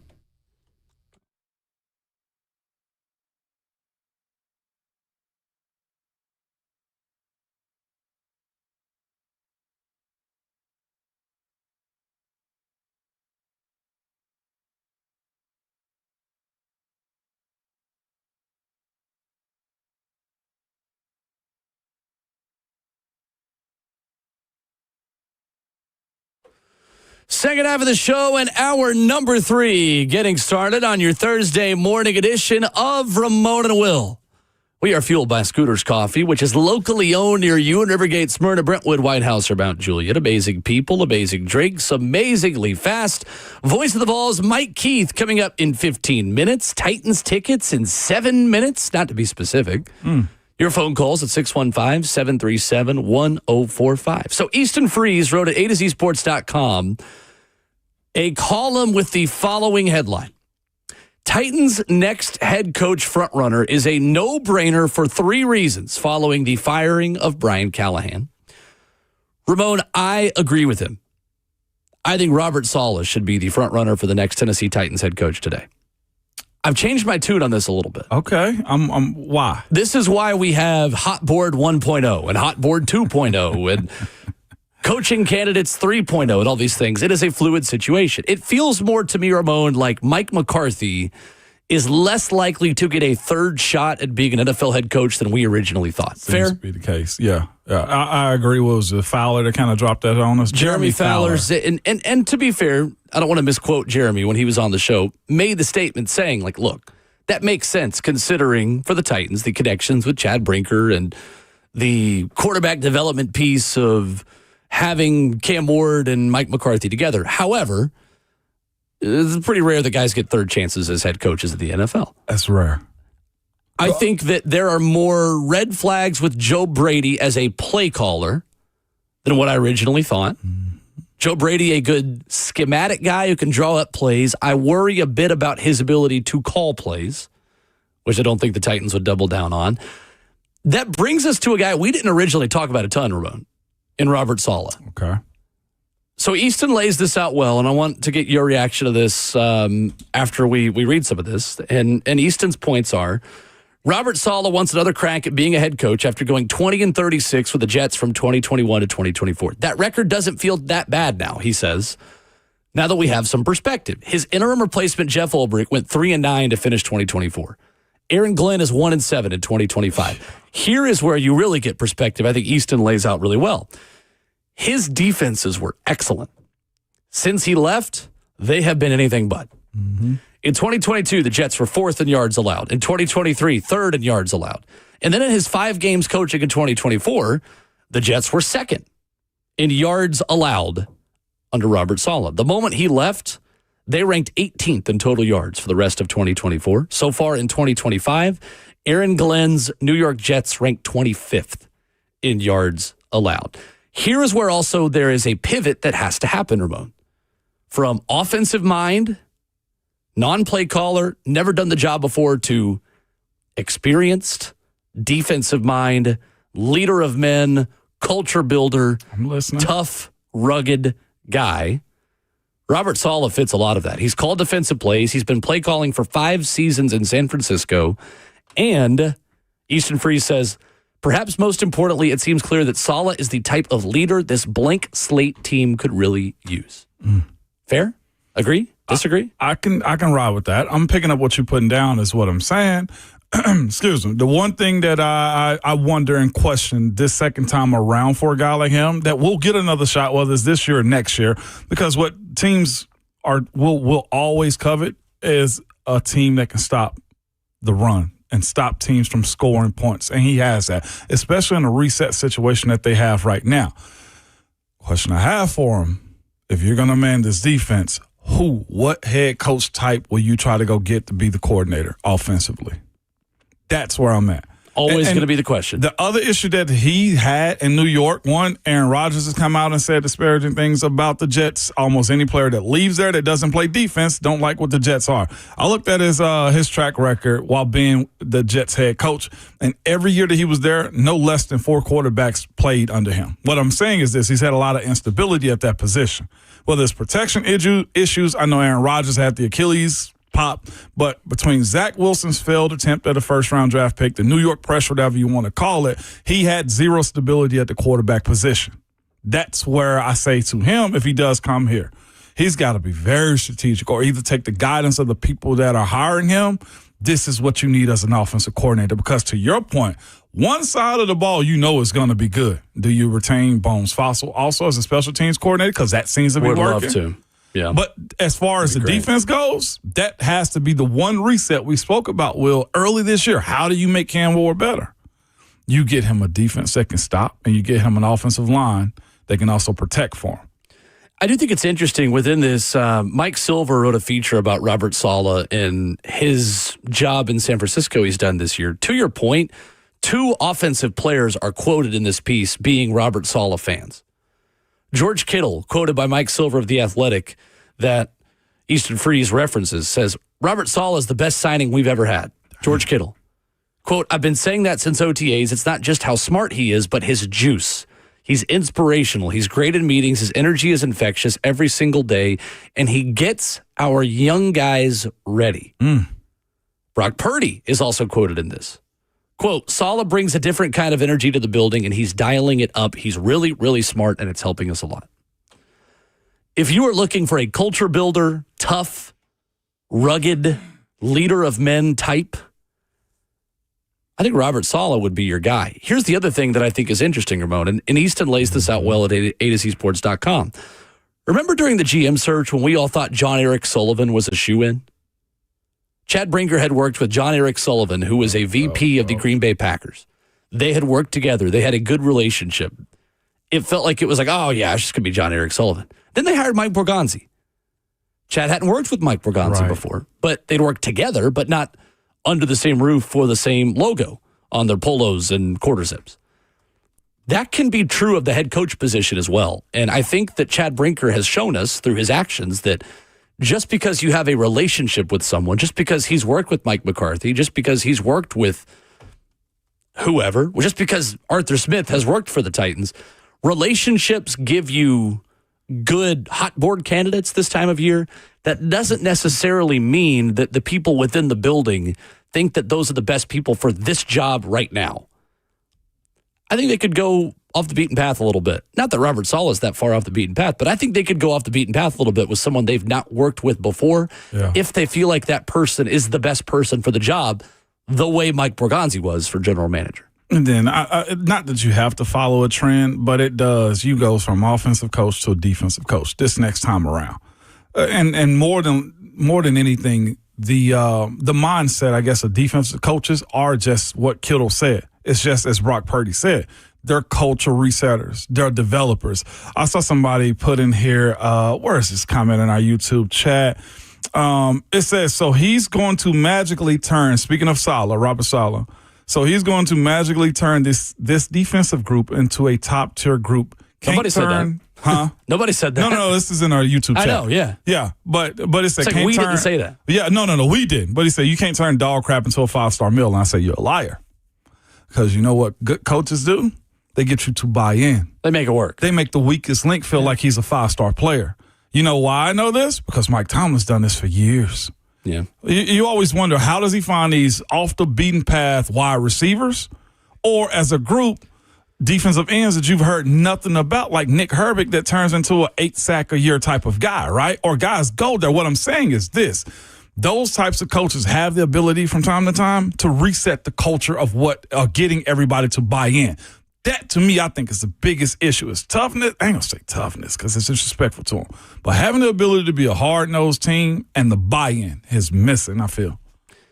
And that's what Robert Saleh is. I think Robert Saleh fits Chad Brinker and Mike Borgonzi's personalities really well. They talk about toughness and this team getting tougher, more physical at the point of attack, to the point where you would be afraid of playing the Tennessee Titans again, where this team would put fear in their opponent again, which is a need to teach guys how to be pros. Mm-hmm. I think Robert Saleh would do a good job here. We've got some Titans tickets to give away for Titans and Chargers this weekend. It is a Titans Ticket Thursday. And every Thursday before home games, we will be giving you chances to win a pair of tickets to the next Titans game. Be caller number 5 to win 2 club tickets to see the Titans host the Los Angeles Chargers this Sunday. Club Ramon Foster, 615-737-1045. Caller number 5 wins 2 club tickets to see the Titans host the Chargers this Sunday at Nissan Stadium. Best of luck. Voice of the Vols, Mike Keith, joins us next.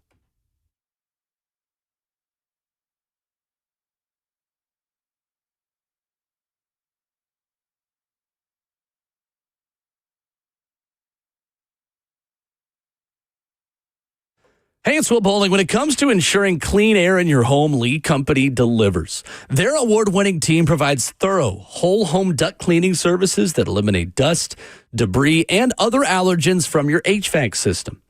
The result? Improved air quality, enhanced system efficiency, and peace of mind.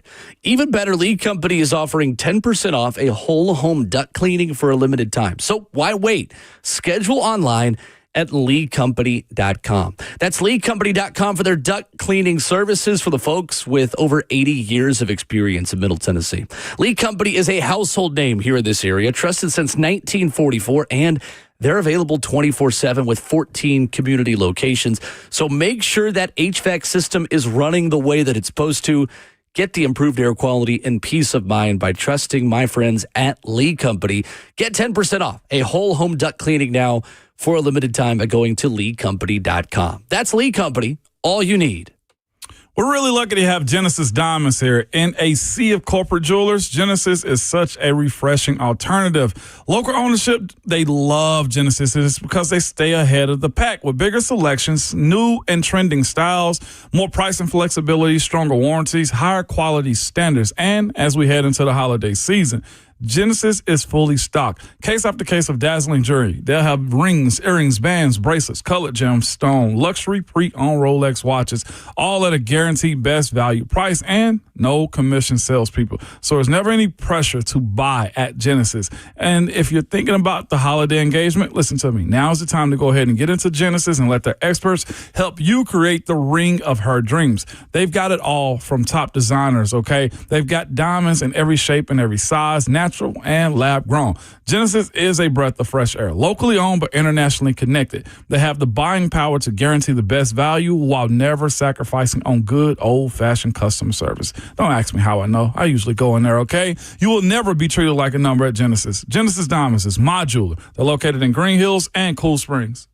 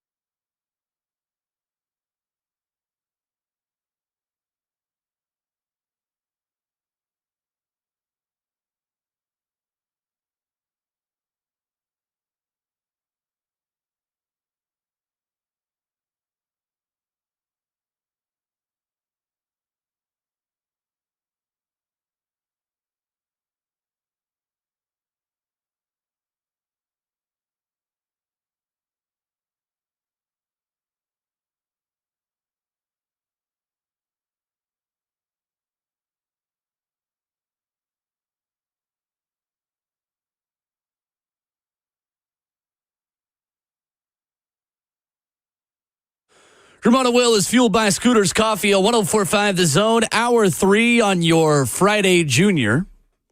Vol Network analyst Ramon Foster. I'm Will Bowling. Pleased to be joined by the voice of the Vols, presented by Two Rivers Ford and Volunteer Traditions, Mike Keith, who joins us Thursdays at 8:20 here on the show. Mike, good morning. How are you? Morning, Mike. Good morning, gentlemen. Nice to be with you.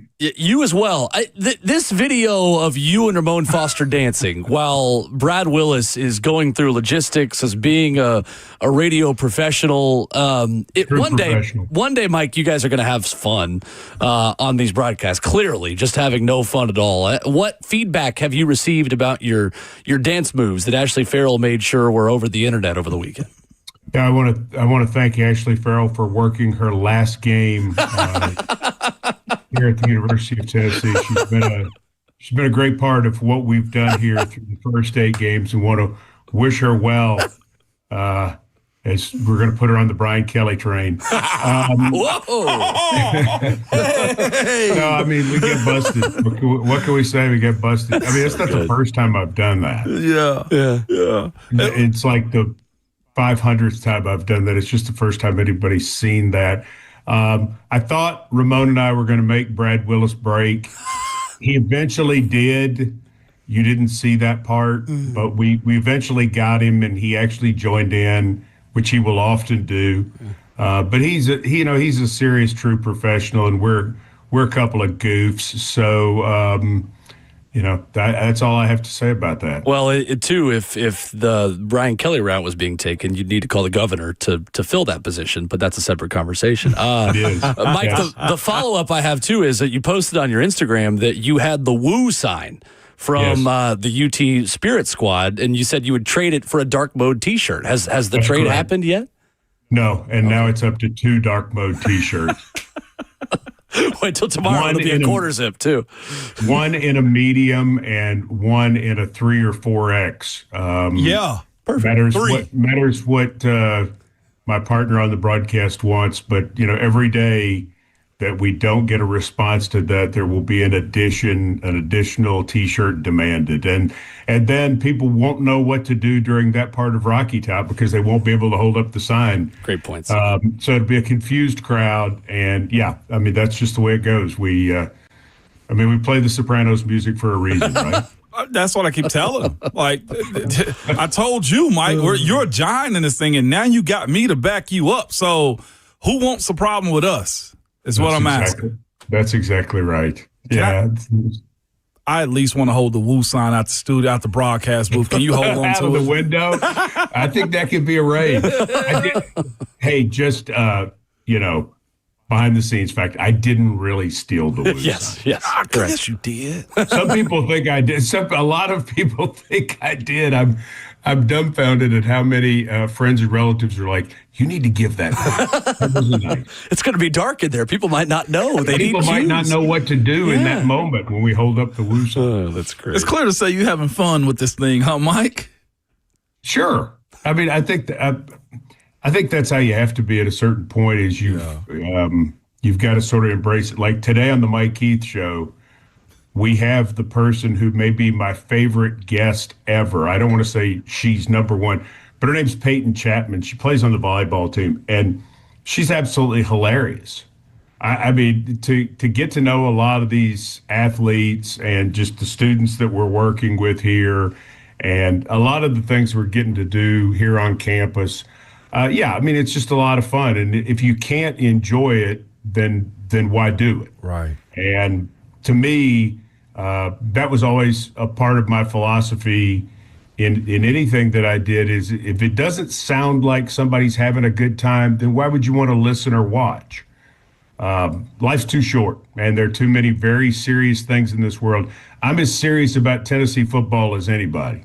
But at the same time, there are moments where you can just really enjoy it. And that's what I'm trying to do. It's well said. Absolutely right. Voice of the Vols, Mike Keith, our guest. Mike, just kind of wrapping a bow on Kentucky and last week as we move forward and talk about the Oklahoma matchup. This wide receiver group is pretty unbelievable, aren't they? And most teams, when they go on the road and can't run the football, they have consequences for that, and they have trouble moving the football. Tennessee couldn't run super well on Saturday, and you couldn't even really tell because Joey Aguilar completed 7 passes deep down the field on 7 tries. What is most impressive to you about the way this wide receiver group is playing and the way this passing attack is starting to click even more heading into a big matchup this weekend?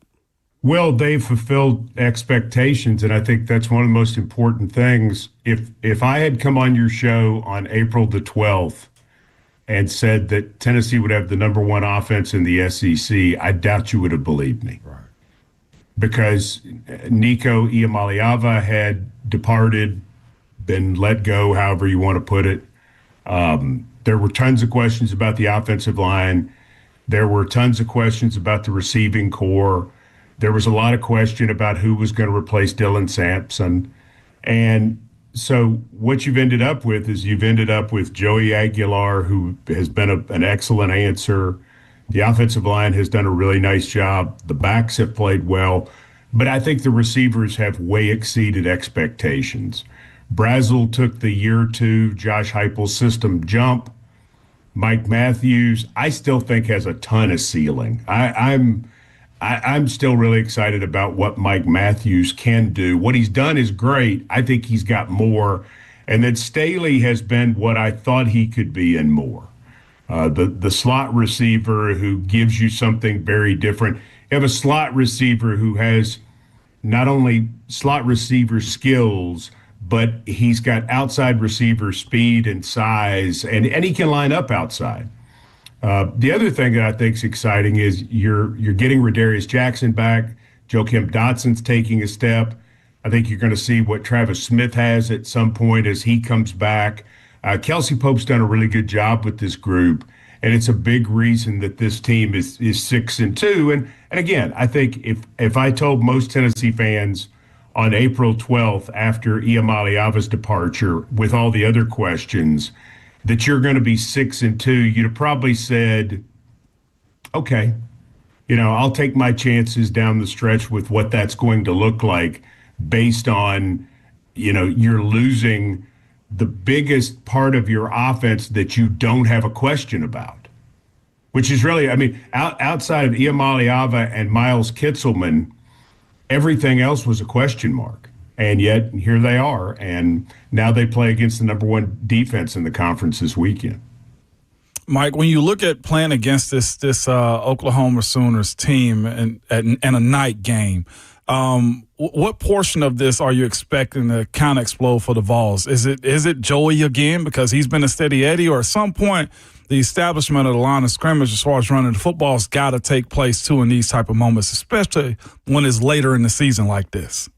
Yeah, and I think this is the best front Tennessee's played all year. Yeah.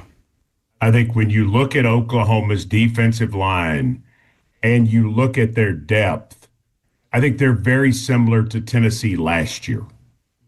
I think they have the playmakers in the defensive line, but then they have incredible depth that they're able to rotate through. And they have guys that are starting to come on among those 6, 7, and 8 positions. So the offensive line is going to have a real challenge. I think for Tennessee, my opinion is that first down is going to be massive. When you play good defense, as the coach told me at one point, when you play a good defense, first down becomes way, way, way, way more the most important down because you can't get behind the sticks against a good defense or else they've got you where they want you. For Tennessee this week, they've got to get something established on first down, whether it's either throwing or running, in order to put this defense on their heels. Lane Kiffin and company were able to do that last week.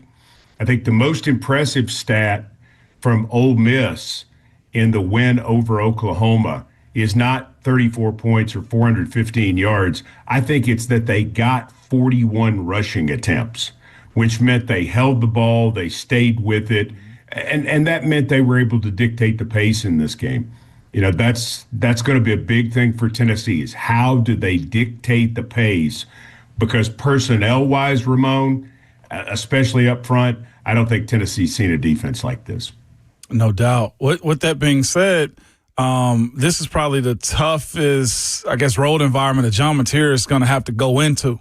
Mike, do you look for the crowd in this situation, or do you say to Tim Banks, you got to find a way to contain him from extending drives? Because that seems to be, I guess, the kryptonite for this defense is keeping these types of quarterbacks in the pocket. Well, a couple things. Brent Venables has never been here. Oh. In what has been a very, very good coaching career as an assistant and now as a head coach, he's never been here. So he doesn't know quite what this is going to look like. He certainly does not understand what dark mode is going to look like. and I'm not just talking about the fact that Tennessee is coming out in the black uniforms, the all-black uniforms. This will be the fourth straight year that they've done it. And I think Kentucky on 2 occasions and South Carolina on the occasion they experienced it will tell you that it is different than coming to Neyland Stadium at any point for a night game or whatever, because this is a thing. And I think, to say dark mode is activated, people don't understand what it means with the lighting, with the sound, with everything that goes on, and with the fact that you have the crowd involvement. You guarantee the crowd involvement because there's an expectation that they're not just going to come and cheer, but they're going to take part in this event, which is what dark mode has become. And so I think that's going to make things very hard on John Mateer and everybody else. I'm excited to see it in person. I've had a bit of a glimpse behind the scenes of what it all looks like, and the planning and the coordination for this is remarkable because, the number one trend on social media Saturday night will be Neyland Stadium in dark mode for anything, not just sports, but really for anything. And it's something the whole university community embraces now. So I think that's a special advantage. Tennessee's 3-0 in dark mode games and has played well in all 3. So, it's not like wearing the orange helmet at South Carolina, which we haven't seen again, or the orange shoes against Alabama in 1986, which were summarily burned, I was told. I don't think that's true. I hope so. I get it. They should have been. When you play well and you have a thing, which is what dark mode is, then you've got the opportunity to really have something special on the line to help both the offense and the defense. I think it's going to be a lot of fun. Voice the Vols, Mike Keith, our guest, presented by Two Rivers Ford and Volunteer Traditions. Mike, there's so many interesting matchups between the Oklahoma offense and Tennessee defense. The 2 freshmen at the tackle spots in this environment certainly jump out. Isaiah Satania, I'm into the track speed and into all the stuff with that. He has got track speed in his DNA, and you can certainly tell on film. What's the key matchup Tennessee's got to win, or I guess maybe the key for the Tennessee defense and the thing that they can control in this game to have success against Ben Arbuckle's scheme and ways that he will try to get the best out of John Mateer, who's frankly not really looked like himself since he had surgery? Well, I think the main thing is just consistency. This defense has been so wildly inconsistent. On one play, they're A++, and on the next play, they're F. And that it's like, a B or C would be fine. Certainly you want the Idris Farouk play for a touchdown, and you want being able to recover a fumble, and you want to sack the quarterback. But on the play where Law went 71 yards for Kentucky, if they just get him down, okay, 5-yard gain, 10-yard gain, even 15-yard gain, just tackle him. And let's go on to the next play. I think this defense is good enough, Will, that if they can just play consistently, if they can get guys on the ground, if they can not give up 56-yard passes and 71-yard passes, and the 71-yard pass should have been a 5-yard gain. And I'm not taking anything away from Law or from Kentucky, but you've got to, if you're an SEC defensive back, you've got to get there and make that play. You've got to get that guy on the ground. That's what this is really about. I think if this defense has consistency starting Saturday, I think Tennessee has a very good chance at a nice run in November. This is the toughest November schedule I can ever remember Tennessee having. And for them offensively, I think they're good enough that if their defense can just not have these moments where it just all goes awry, where they just sort of short out, then they've got a chance to be steady. Okay, give up yards. Fine. I mean, that happens.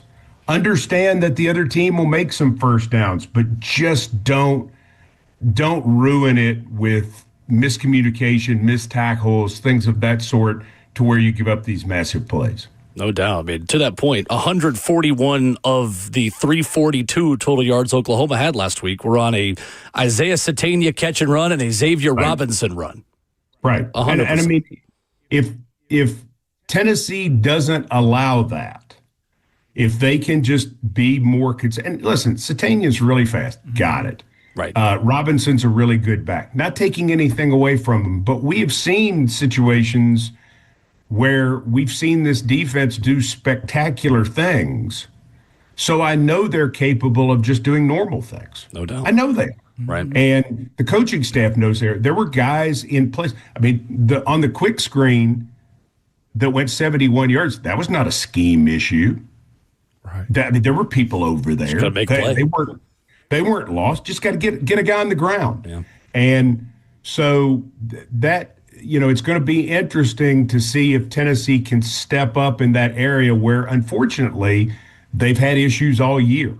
This has been, but the challenge is not turning everything around. The challenge is not coming up with something completely new. The challenge is just making the normal the consistent. And that's what they've got to do. I mean, if they get boring in the last 4 weeks, they get better. Yeah. Mike, if I had told you 10 years ago that Tennessee would play Duke in October in a sold-out Thompson Bowling Arena at Food City Center, what would your reaction have been?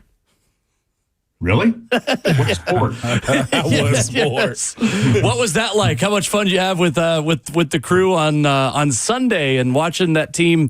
My goodness, that felt like a February or March game, not an October game. And I think that's the big advantage, too, is the 9 newcomers have now played in an SEC-type atmosphere at the Food City Center. And they don't have to wait till January to do that because, I mean, let's face it, the November and December games won't provide that. It's just the opponents aren't as exciting. The students are gone for a lot of the time during November and December. You don't have everything there.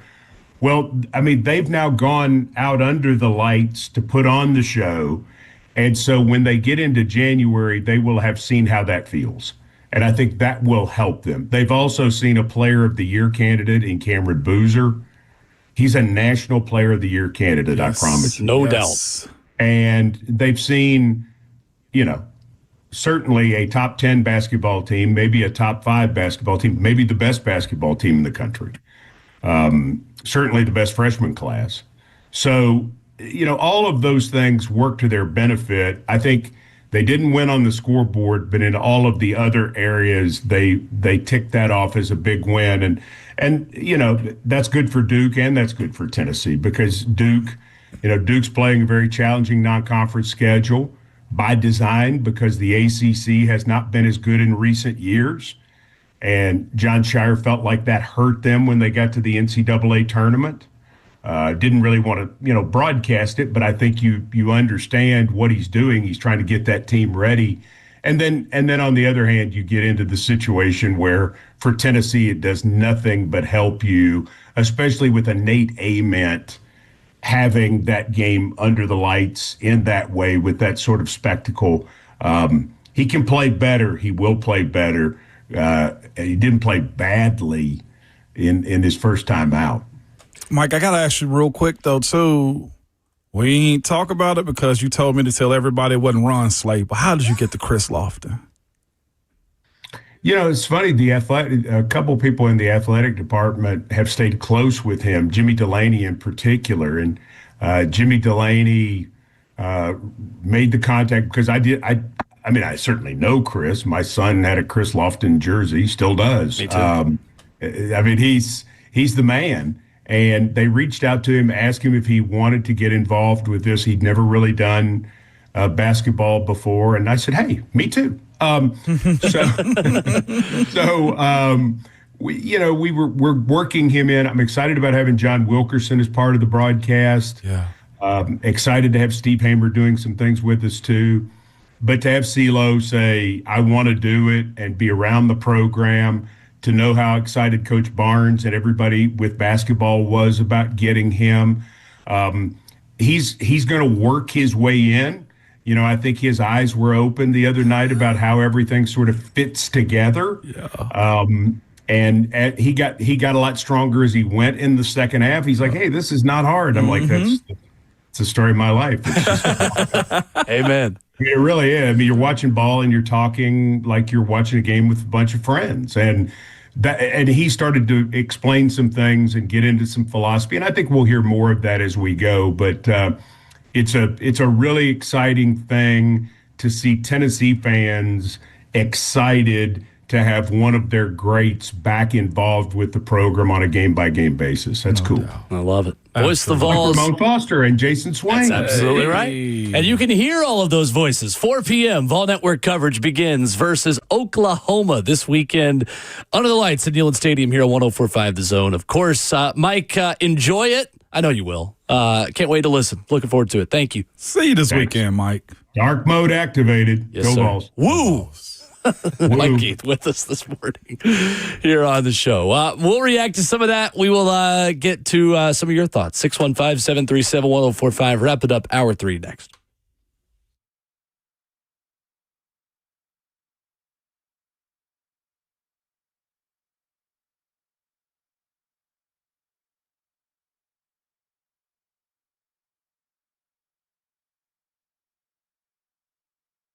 What's up, Will Bowling here, telling you about my new obsession, Daisy French Onion Dip. It is the perfect snack for a tailgate. It's my guilty pleasure during football season, eating dips with chips, wings, veggies while watching the big game.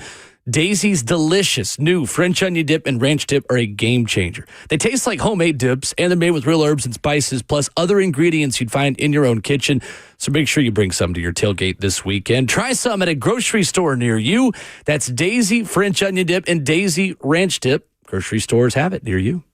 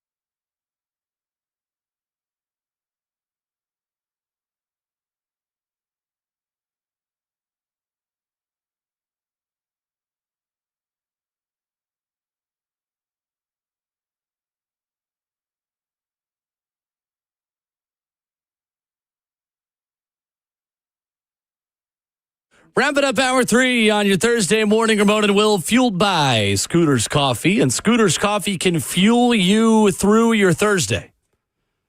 In Rivergate, Smyrna, Brentwood, White House, or Mount Juliet. Amazing people, amazing drinks, amazingly fast. At Ramon and Will, where you can interact with the show on Twitter, going back to our conversation about Robert Saleh and the Titans and him being a potential front runner this time of year. Yeah. John writes us. It says, my early wish is for head coach / OC Robert Saleh and Mike McDaniel if he's fired in Miami. I think Cam would do so well in McDaniel's offense. I think McDaniel does need some stuff off his plate. I think McDaniel is an offensive coordinator. Yeah. And honestly, if you hire a defensive coach, finding someone who is a career offensive coordinator would be great. Makes sense. If they could spend a long time here now and not leave. You look at a very hard-pressed defensive-minded guy, Robert Saleh, right? You know what he's going to bring and how he's going to go about it. And a guy that probably took on too much. I thought he got anointed way too soon in Miami. Everybody was looking for the next Sean McVay and trying to figure out who's going to be the next it guy. And he kind of fell into the culture of wearing Louis Vuitton Air Force Ones, and he's got his sunglasses on. Then you find out that he's black, too. And I'm just like, you got a lot going on down there, sir. Yeah, I think he's a minority. He was a minority hire. Only reason I bring that up is because, again, there was a lot that we found out about a guy that was known for the one thing. And then he got away from doing that one thing good. Like, I say this to anybody. I don't care what you are and where you came from. If you do your job really good, we don't care what else you are. I don't care if you got 3 legs. Like, I don't care. Oh. And, well, I'm going to look at you a little bit different, but I got to figure out what it is. And you know what I'm saying? But how many 3-legged coach options are there out there? I mean, Brian Kelly could turn into one. Hey, now. But what I'm getting at is just be good at your job. I think some people get these jobs a bit too soon. Great. And then you find them in over their heads when it comes down to them doing the one thing we asked you to do. Like whether that was Tua, or whether he couldn't keep his team healthy, or whether he couldn't manage it. But his offense has looked anemic, I guess. Offensive. Very offensive. Yeah, that's right. Not in a good way. 34-10 last week over Atlanta. So you'll see maybe future Titans legend, as Buck Rising would say. Mike McDaniel, coach against the Baltimore Ravens tonight. Right. Last night, Game 5 of the World Series goes the way of the Toronto Blue Jays. The series for America's team heads back to Canada tomorrow night. Toronto with 2 tries at home to win their first championship since 1993. Trey Yesavage, which has to be a top 5 name in sports right now. Former ECU Pirate. If Robert Walsh was here, I would give him a shout-out for that. He's not here. He's on his way to go see future Titans offensive coordinator Mike McDaniel, coach against the Ravens for Thursday Night Football.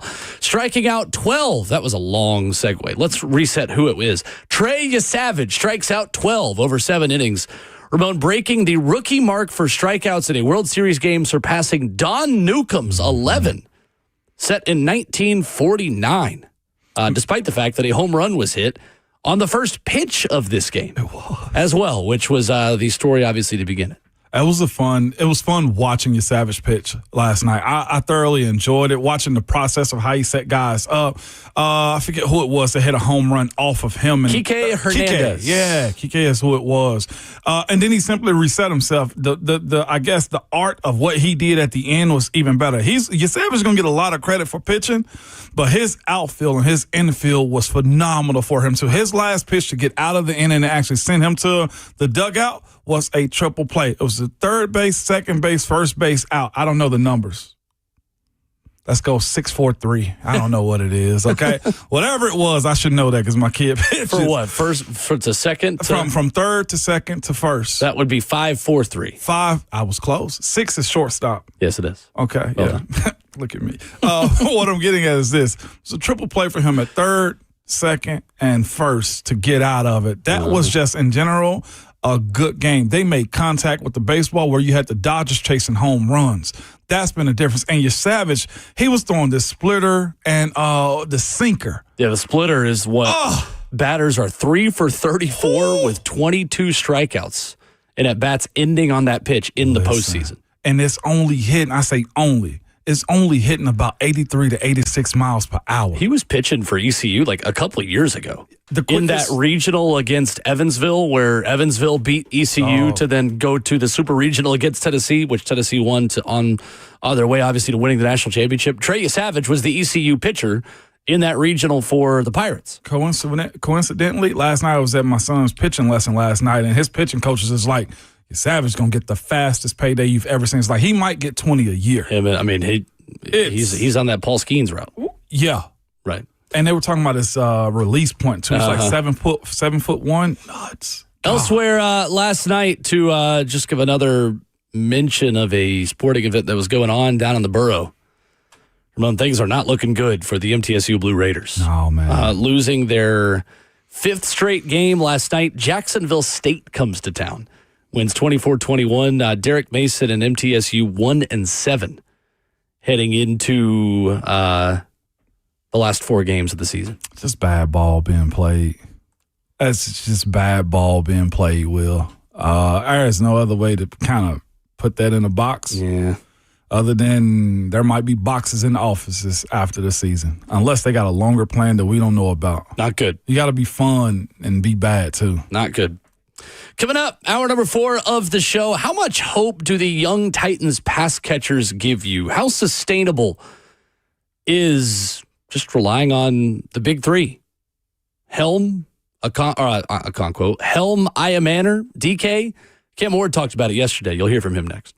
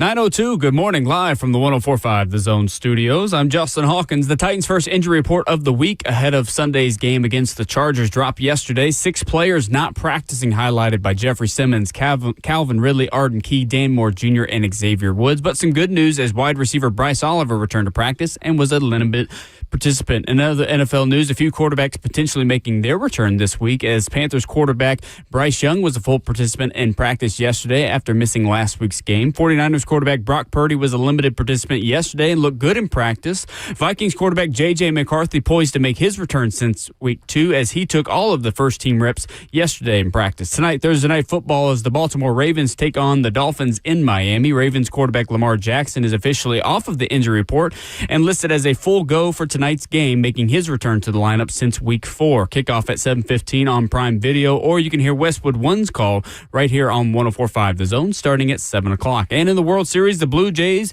they moved to 1 game away from a World Series championship as they beat the Dodgers last night in L.A. 6-1. Game 6 tomorrow night in Toronto, and the Blue Jays have a chance to win it on home field. And the Nashville Predators are back on the ice tonight, facing off against the Flyers in Philadelphia with puck drop at 6 o'clock. For all your foundation repair and waterproofing needs, you got to go to USSTN.com. Breaking news at once on your home for the Titans involves.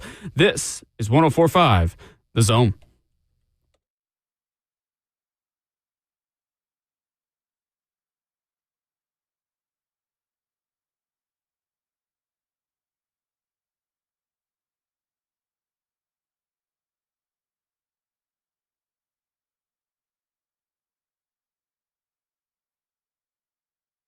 Away we go into the fourth and final hour of Ramon and Will. Your Thursday edition, your every morning edition of the program is fueled by Scooter's Coffee. Scooter's Coffee is locally owned, so of course you want to support them in Rivergate, Smyrna, Brentwood, White House, or Mount Juliet. Streaming live at 104.5 The Zone TV, Facebook Live, YouTube, Twitter, or Twitch. We're that much closer to 20,000 on the 104.5 The Zone YouTube channel. Subscribe there if you will, please. Many of you who are watching, we are told from the numbers we get that just a little under 40% of you who watch the channel are not subscribed to the channel. You're not going to get emails from us. We're not going to show up at your house. We could if you want us to, but that's a separate charge. Just hit the subscribe button and you'll thank us later. It'd be easier to find us. And you're already watching, many of you, so just subscribe. Because if you like us, you want to help us. If you don't like us, keep your opinion to yourself. Oh, they can. It's the Louisiana Governor. It's ridiculous. More of you aren't subscribed. Exactly. That is a demerit. That's right. Absolutely right. Thursday, 3 picks coming up. We will pick the weekend of football against the spread and totals. All of us were 2-1 last week. Feeling real good about myself. Well, golf clap.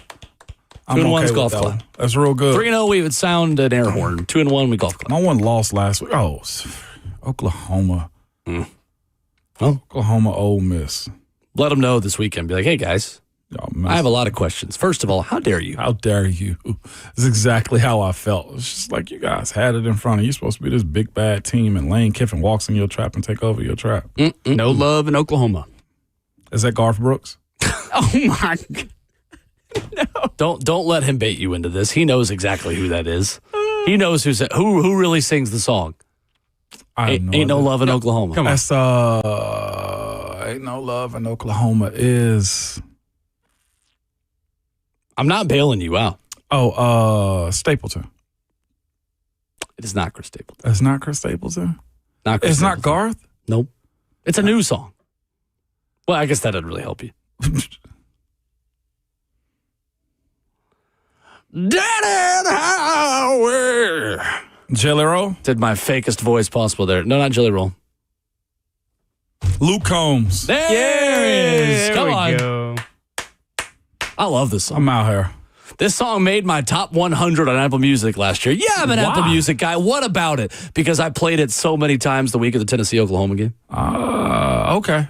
Understood. Also, real quick, the new Apple Music update on the new iOS. I finally did the new iOS update the other day because I have blue texts like a good red-blooded American should. And sorry, Slay. And I have the auto mix on Apple Music now. It's like I have a DJ in my car with me. It'll fade the song out and everything. Yeah. Yeah, no, it's serious. It's really good at it. It's serious. It's pretty cool. It is. It's the little things. Oh, look at my Siri. It is listening to us right now. Oh, hey, Siri. I guess because I said serious. Oh, by the way, I've named my Siri navigational voice too. Have you? Yeah, I have. What is it? I'm gonna see if I can change it. Okay. His name, Omar. Okay. Brad Willis and I ride around, and Omar give us Okay. Omar give us a direction. Turn Thanks, right question on mark. Concord. Appreciate it, Omar. I use the male Siri voice, and so I've named him Ciro. Yeah, Instead of Siri. Am I weird for having an Irish lady? No, you really? It'd be weird if you didn't. No, I named my. Have you named her?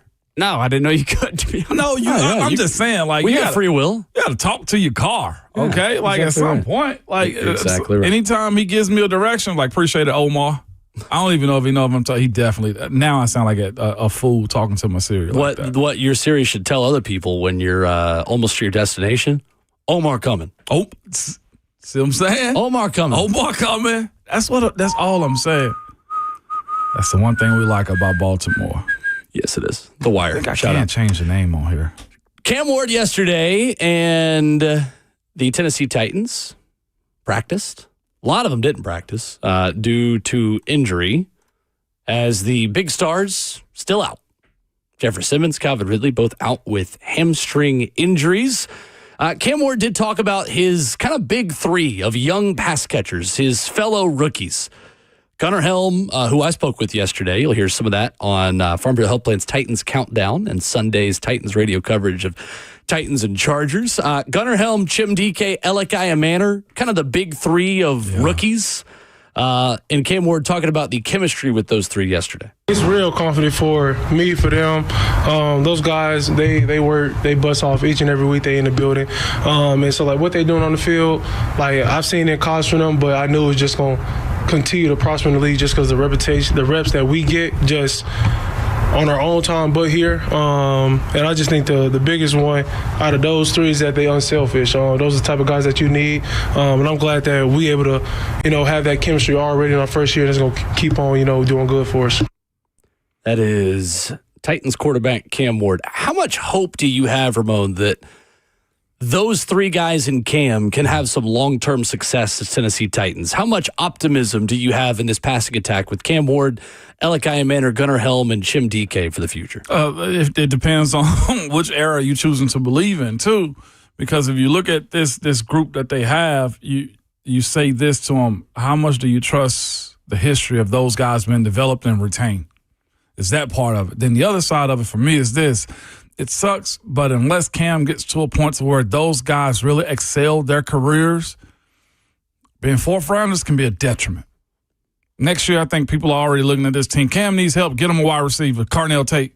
Carnell Tate pushes one of those guys down. Now, again, there needs to be role players on the teams. I'll also add there should be another veteran on this team, too. Where in the pecking order does Chimbre and Elikiah Manor go to after you started adding more talent, better perceived talent too? I give it, if you want a number, I give it 3 years. And at some point you want to see roles carved out for those guys. And it starts with them staying healthy, the maturation of the coaches that have to coach them up also. That's just kind of where I see it. I think there is legitimate reason to believe that Chimre DK, A, has exceeded expectations this year as a receiver, and B, is playing himself into a slot role for this team for a while. Chim has really impressed me these past few weeks. The only reason I single him out within that is I think he has most taken advantage of his opportunity. And it's not really totally fair to put all three of them within that because his role was kind of taken by Tyler Lockett and that guy was released. Yeah. So all of a sudden now Chim DK has more opportunities. Elikiah Manor was always seen as a, outside physical, hey, you're going to play right away type of receiver. I think he's met his expectations this year. More polished. I think Gunnar Helm as a blocker in some things that we can't quantify statistically is probably better than we expected from the start of the season. I think on the chance you do trade Chikakonkwo, then you would give Gunnar the opportunity that Chim was just given. Hey, given more reps, given more snaps, given more looks from Cam, can you step up to the plate and be a legitimate target? I have no doubt in his ability to do that. The question then, Ramon, is how much, and again, we're having an off-season conversation very early here, but how much can the rest of this season for those three guys impact the offseason plans at wide receiver and tight end? It depends on how they finish it. That's what I'm saying. Yeah. How much can that? Well, here's the thing. I just think naturally they're going to be leapfrogged anyway. I don't think there's anything they can do other than just somehow solidify. This is, to me, the two wide receivers is, I think, legitimately a two dogs, one bone situation. And what I mean by that is whoever establishes themselves more, stay healthier than the other is the one that's going to last, unless you delegate Chim back to being a special teams guru, right? Unless he's your kick returner and he's your fifth, sixth wide receiver, or if Alec doesn't get to the point to where he's developing himself a little bit more, because, again, I will say this team is deprived or depleted of high-caliber top 100 draft picks at this point. And that's where those two guys, unfortunately, kind of fall into it. Unless you're telling me the next offensive coach that's going to come in and Cam Ward is going to just push those guys to the top. Like, I think with this type of draft pick, you only get one. There was only one Antonio Brown, and everybody else after him was a third rounder, or you tried to find a bigger prospect. That's what sucks about the pecking order of the draft is if I can go get me a first or second round wide receiver, naturally, those fourth rounders get pushed down. And I don't think you can have two fourth rounders, my personal opinion, being your premier guys, because you're telling me their talent is a fourth round capable. Duck on YouTube says, if those guys combine for 2,400 plus yards, then I go get a vet. If not, we draft. Like, that's kind of what I'm talking about. Is there enough in their control that can change the offseason plans? Because remember, we mentioned this off air earlier, and I'll bring it up now because somebody just mentioned Xavier Restrepo again in the chat. We are not that far removed from talking more about Restrepo than DK as a weapon for Cam Ward. Like, honestly, that's true. The conversations we were having in the offseason, Ramon, were about Elikai Manor and Xavier Restrepo. And then it was, and then there's this guy, Chimere DK, is really fast, that is going to be a really good special teamer. We'll see if he plays offense. He has crushed the expectations that we put on him in the offseason. And the fan base put on Restrepo. With no disrespect to Xavier Restrepo, Chim DK is giving you what a lot of you want from Restrepo.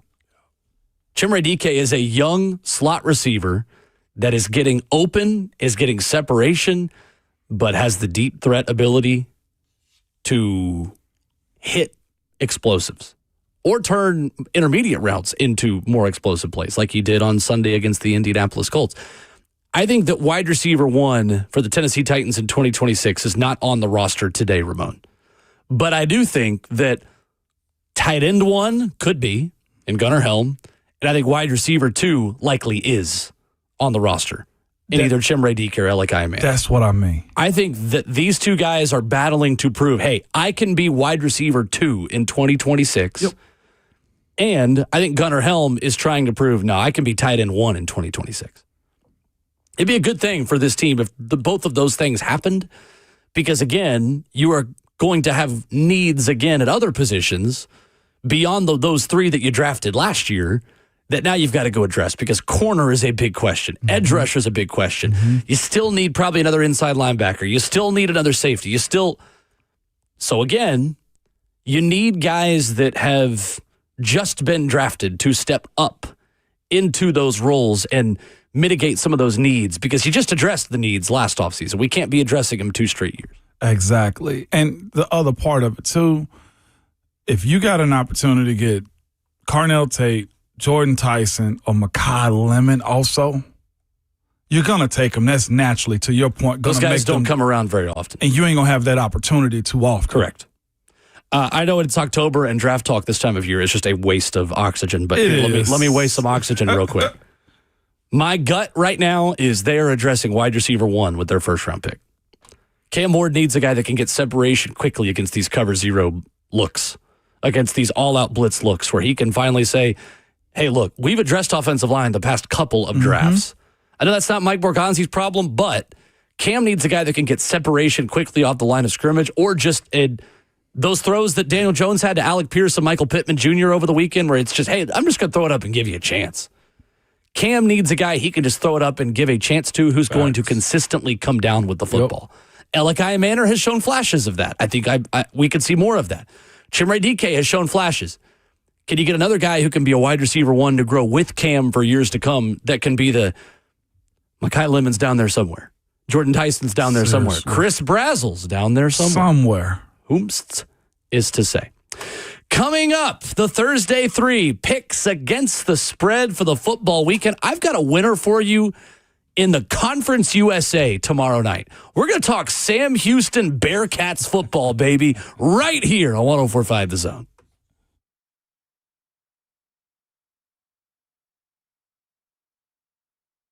Work. It's what we do. Part of who we are. There is joy in work. And no matter what size your business is, the dedicated commercial team at Two Rivers Ford will find the work trucks and vans that keep your business moving. And Two Rivers is the only dealer that offers a 90-day free fleet management program that can help you save money on every single mile. The Commercial Vehicle Center at Two Rivers Ford. We work for you.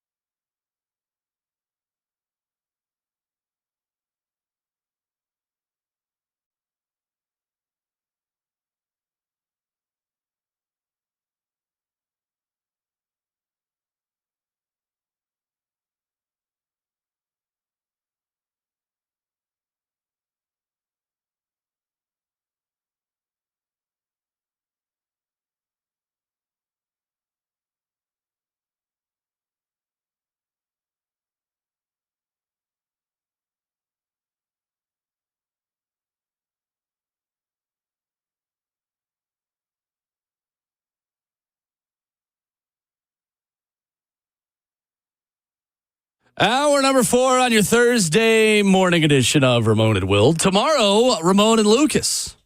Ramon and Pan, as you and Sly call them. Ram and Pam. Sure. Okay. Lucas Panzica will fill in for me. Careful. I am off to Knoxville after the show today. Yeah. If you got SEC Network on tomorrow morning, you will hear maybe a familiar voice in the background of the Tennessee cross country or the SEC cross country championships. Yes, I did just ask you to watch cross country live on the radio. I know how weird that probably sounds. There's no problem with that. Look, it's live sports on during the day. I had you on, what was it, the Penn Relays early this year? Yeah. Yeah, I was listening to my guy do work, man. One of my favorite events to do every year. Is it actually that nice? The competition? It's so cool, man. The amount of history in that stadium. It was the old home of the Eagles way back in the day. Franklin Field was. Gotcha. And that area of Philly around Pennsylvania University. Mm-hmm. Shout out Mike Elko, played football there, head coach of the 3rd-ranked Aggies. It's a really cool place, really cool event, and it's good to be involved in the sport. I always said, I've told this story before, or I've said this before.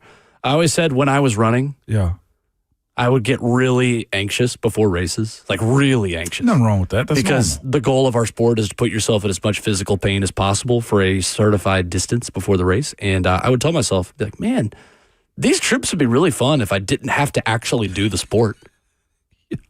Like, I like the sport. I like being around it. I just don't want to do it. Yeah. And now I can. So that's a blessing. Not to sidetrack us too much, but I had that conversation with my oldest yesterday. Yeah. I was like, RJ, because my wife's super sore right now because she's been lifting and everything right now.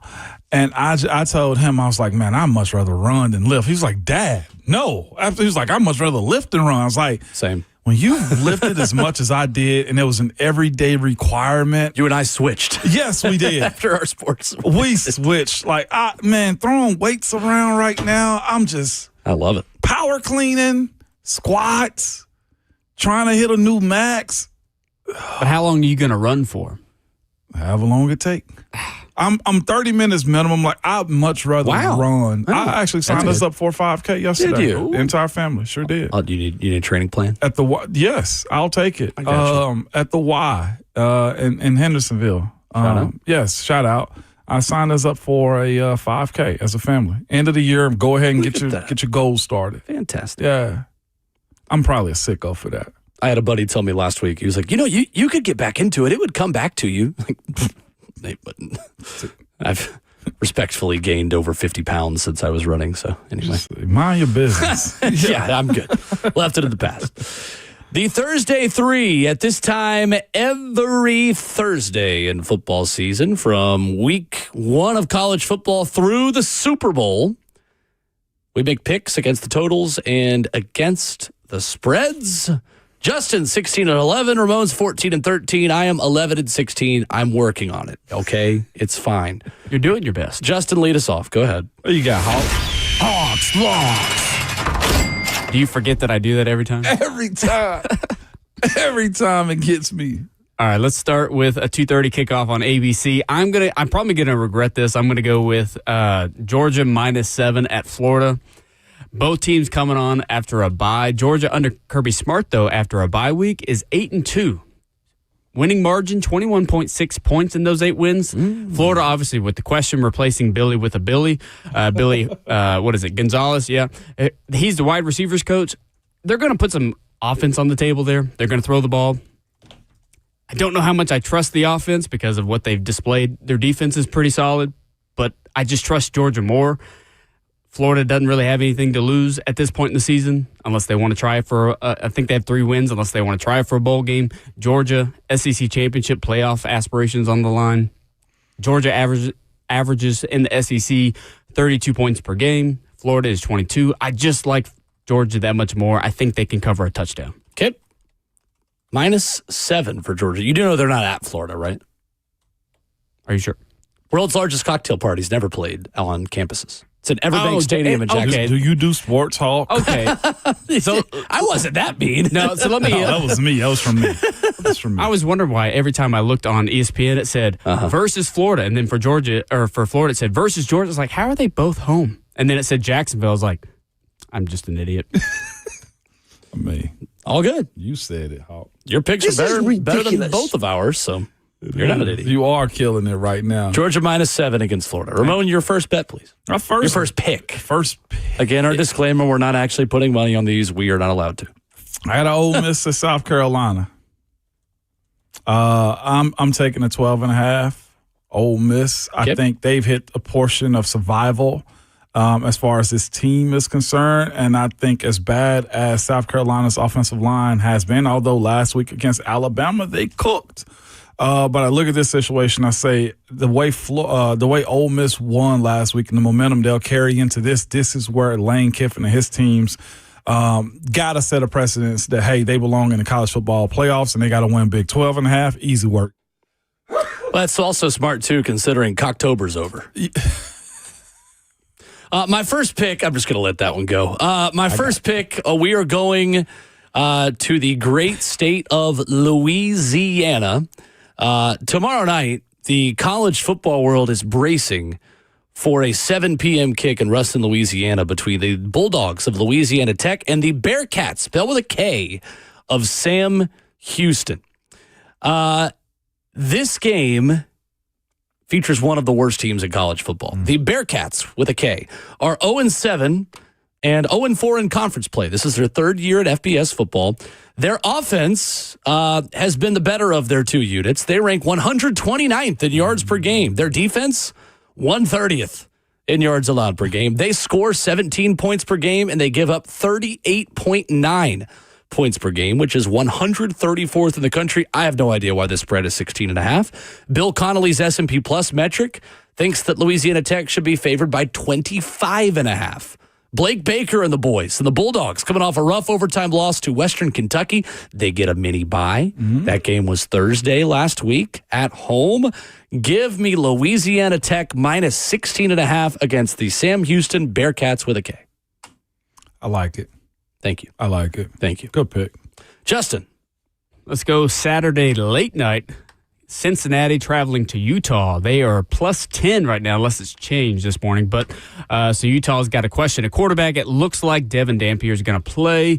Reports yesterday that he is expected to return. Utah just absolutely crushed Colorado last week.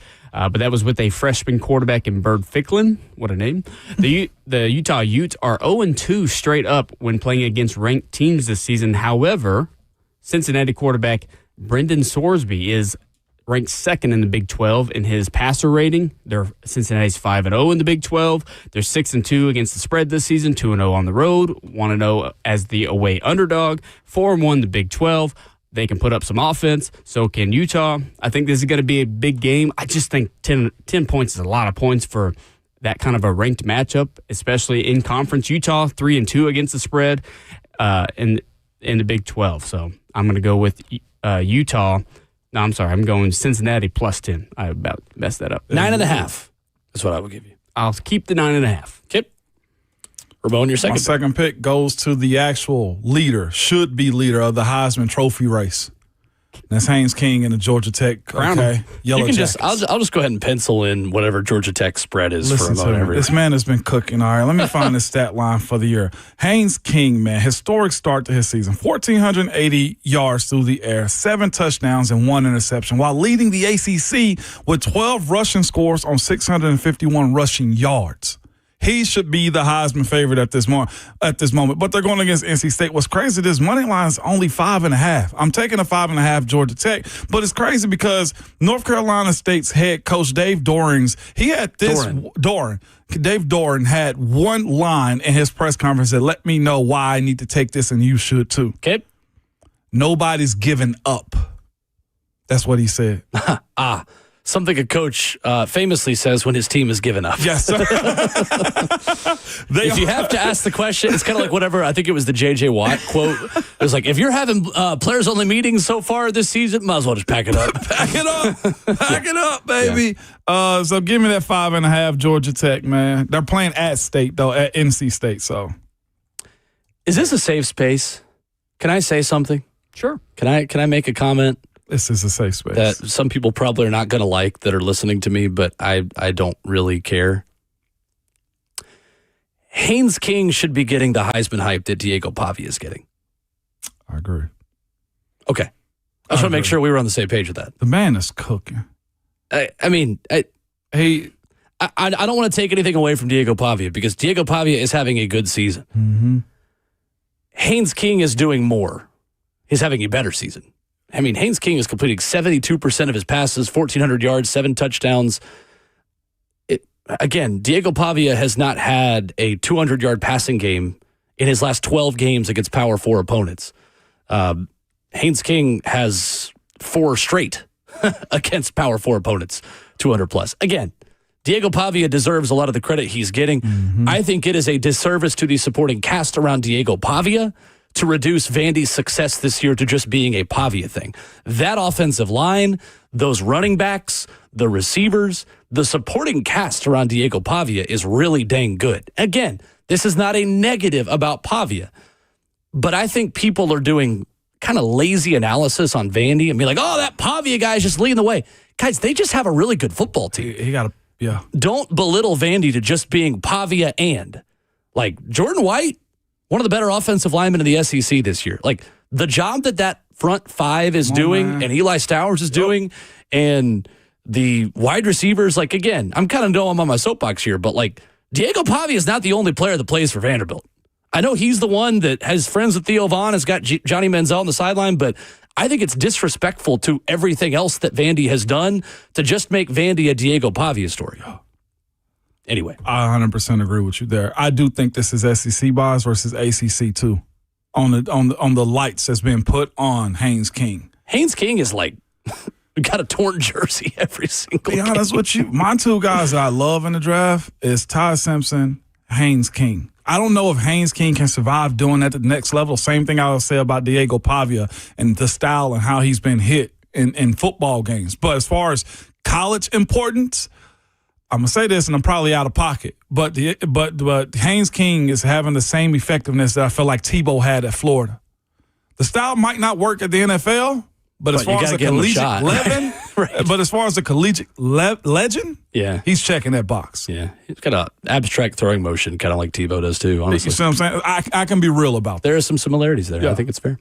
Well, in the same way that you are just going to blanket take Georgia Tech, I am on the Indiana Hoosiers train as well. I'm just going to take whatever the number is for Kurt Cignetti and those guys until that they prove they can't. I get it. You got to kind of buy Indiana at a premium right now because they are just bludgeoning teams with a sledgehammer. They go to Maryland, and they're a 21.5-point favorite. Give it to me. At this point, I like Indiana in big spreads like this because Kurt Cignetti still looks like legitimately ticked off, like any good Saban assistant does, even when they're up by 40 against UCLA in the second quarter or third quarter or whatever. They keep the foot on the gas, and they always have under Kurt Cignetti. Hoosiers 5-2 against the spread in their last 7, and 7-3 against the spread on the road in their last 10.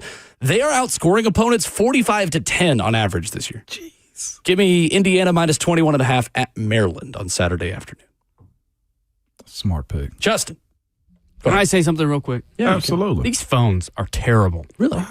Look at the message when I typed that in. Via versus Ken. John and the keyboard does not work on these Via phones. versus Ken. The phones are hard to listen to. We'll get to John and Ranklin coming up here tomorrow. Exactly. He wants to talk about Via versus Ken. I mean, yeah. Ken. Pavia versus King. Go ahead and make your last pick. Okay. We're going to go to the 49ers at the New York Giants. I'm going to go with under 48.5. There's so many injuries in this game. The 49ers are loaded with injuries. The Giants, now with Cam Scatterbo, they're loaded with injuries. Brock Purdy might make his return this week. He was limited yesterday at practice, looked pretty good throwing the ball, was moving pretty well. But these two teams average right around 20 points per game. It's just going to stay the same. These two teams, there's not enough healthy bodies on the field. Gotcha. And that's what I'm going to go with. Under 48.5 is that total. Okay. Under 48.5. Sorry, what was the game you said again? I was 49ers at Giants. Okay. 49ers, Giants, under.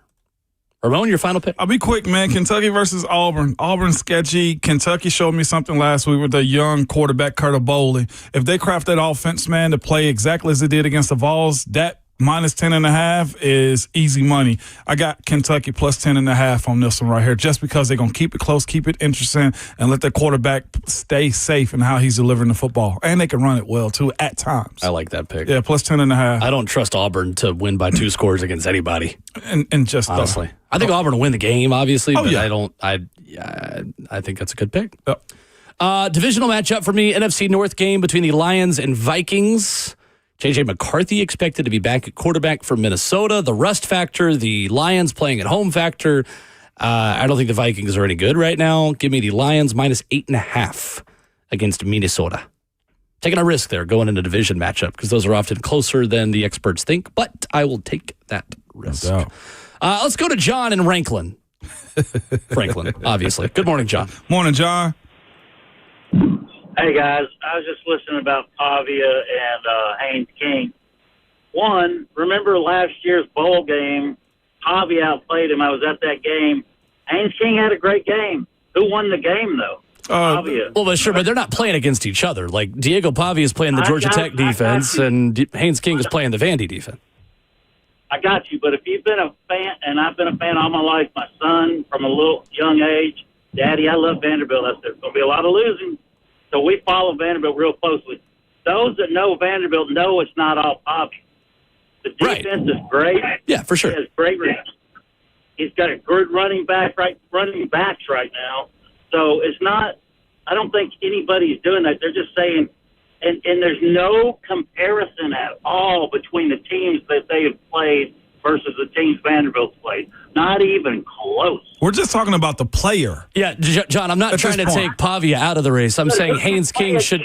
John, give me 1 second, please. John, give me 1 second. I'm just saying that so Haynes King should be viewed on the same level. I'm not trying to take anything away from Pavia. No, he's a great quarterback. I'm not saying that either. He has had a great year. But it matters. You guys have been in sport. It matters who's the caliber of people. Thank you, John. Your connection's cutting out there a little bit, and we're up against it anyway, really were cutting out right there, John. Nobody hung up on you. The point of the conversation is Haynes King has had a phenomenal year, and he's carrying that team on his back, and more lights should be and cameras should be put on the fact that they're undefeated right now. He's having a phenomenal year and not minimizing anything that Diego Pavia has done. Your level of being defensive about Diego Pavia and who beat who in a bowl game last year, well, and more times than not, if somebody loses a bowl game, you'll say, that doesn't count. Like, there's no reason to be defensive about it is what I'm saying. Yeah, right. We can agree that both are good and that Haynes King deserves a lot more lights on him. Yeah, for sure. That's okay to say. Yeah, definitely. Definitely. Yeah, I mean, the bowl game doesn't really have anything to do with it.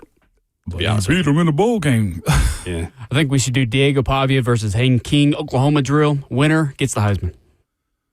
There you go. I love it. There was a great moment of television journalism yesterday that we have to shout out. An iconic moment, if you will, of NBA coverage last night. You'll hear it next.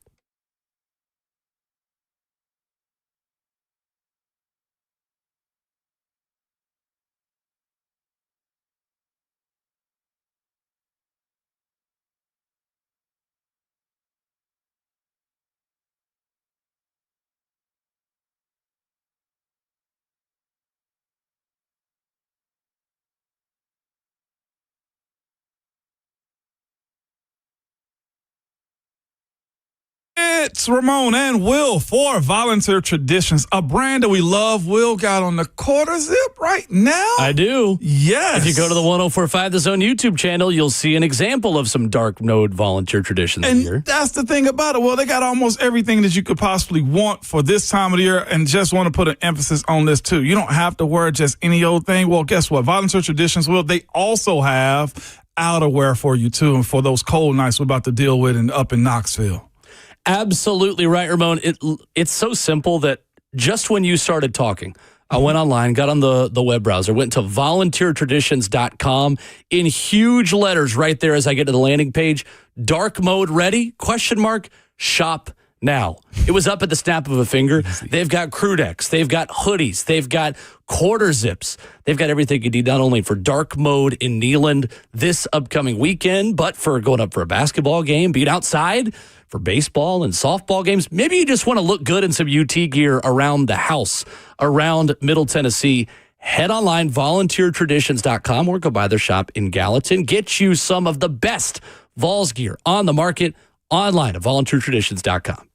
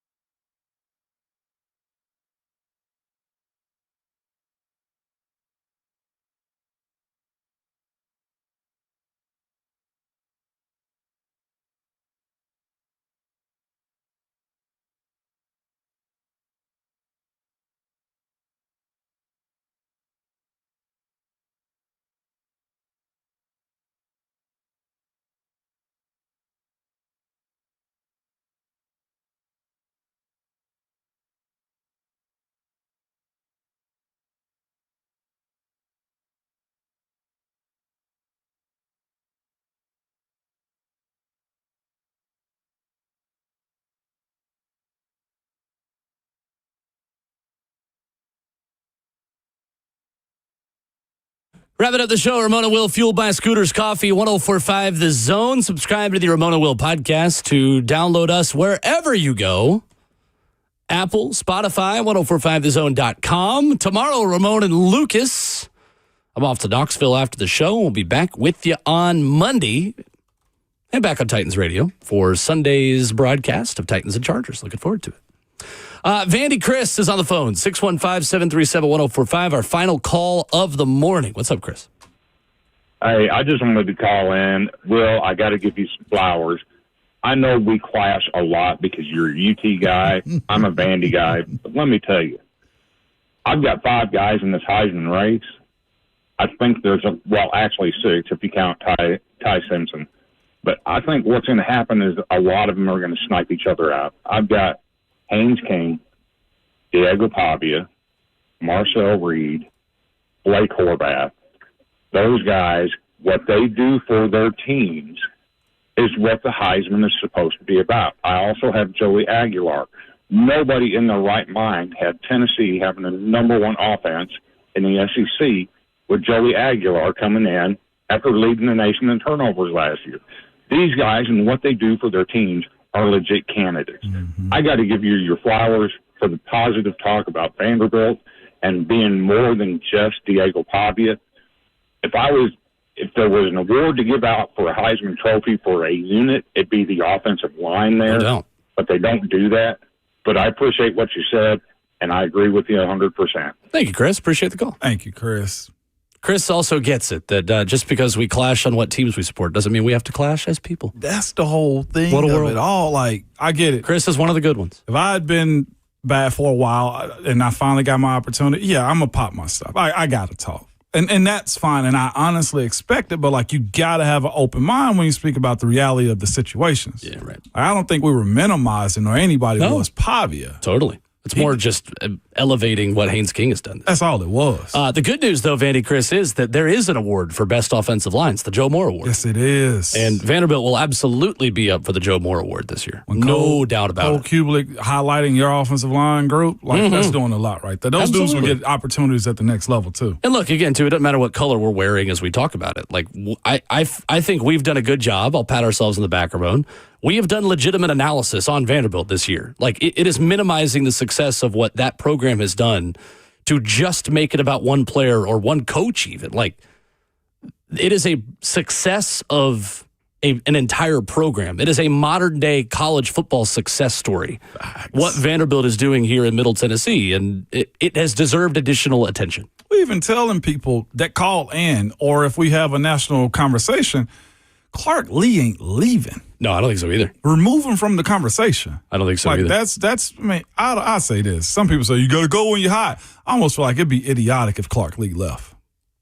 Totally agree. I wanted to hear this real quick, Justin. I put it in our Slack if you saw it last night. Inside the NBA, moving to ESPN has been fun. It's been taking some getting used to. Last night, listen to what Katie George did, ESPN sideline reporter. So not having him on the court tonight would be a big miss. But I don't know about you guys. He's looking pretty good so far. We're hopeful. Indeed we are. Katie George. Yeah. He said yes. He said he's going to play. See, that's how you break news. That's how you get to the source. You go right to the man and ask. There you go. Like it. Donovan Mitchell was warming up before the Cavs game. Katie George heard, and I was like, hey, are you playing? Yep. All right, hey, guys, he's playing tonight. That's Big J journalism. Shout out Katie George for that. That is, man. Good stuff. Being comfortable enough to ask that question, too. Back at it bright and early tomorrow morning, 6 a.m. Ramon and Lucas have you covered. I will be back with you on Monday. Excited to finally go to Neyland Stadium again. Mm-hmm. Looking forward to it. You're off, but still working, Will. Off, but working. I'll be on the SEC Cross Country Championships tomorrow. Be safe on the road, Knoxville, man. Tennessee. Thank you, sir. Make it back to us on Monday. See you Monday. Your Twitter fingers and your mic is always hot, baby.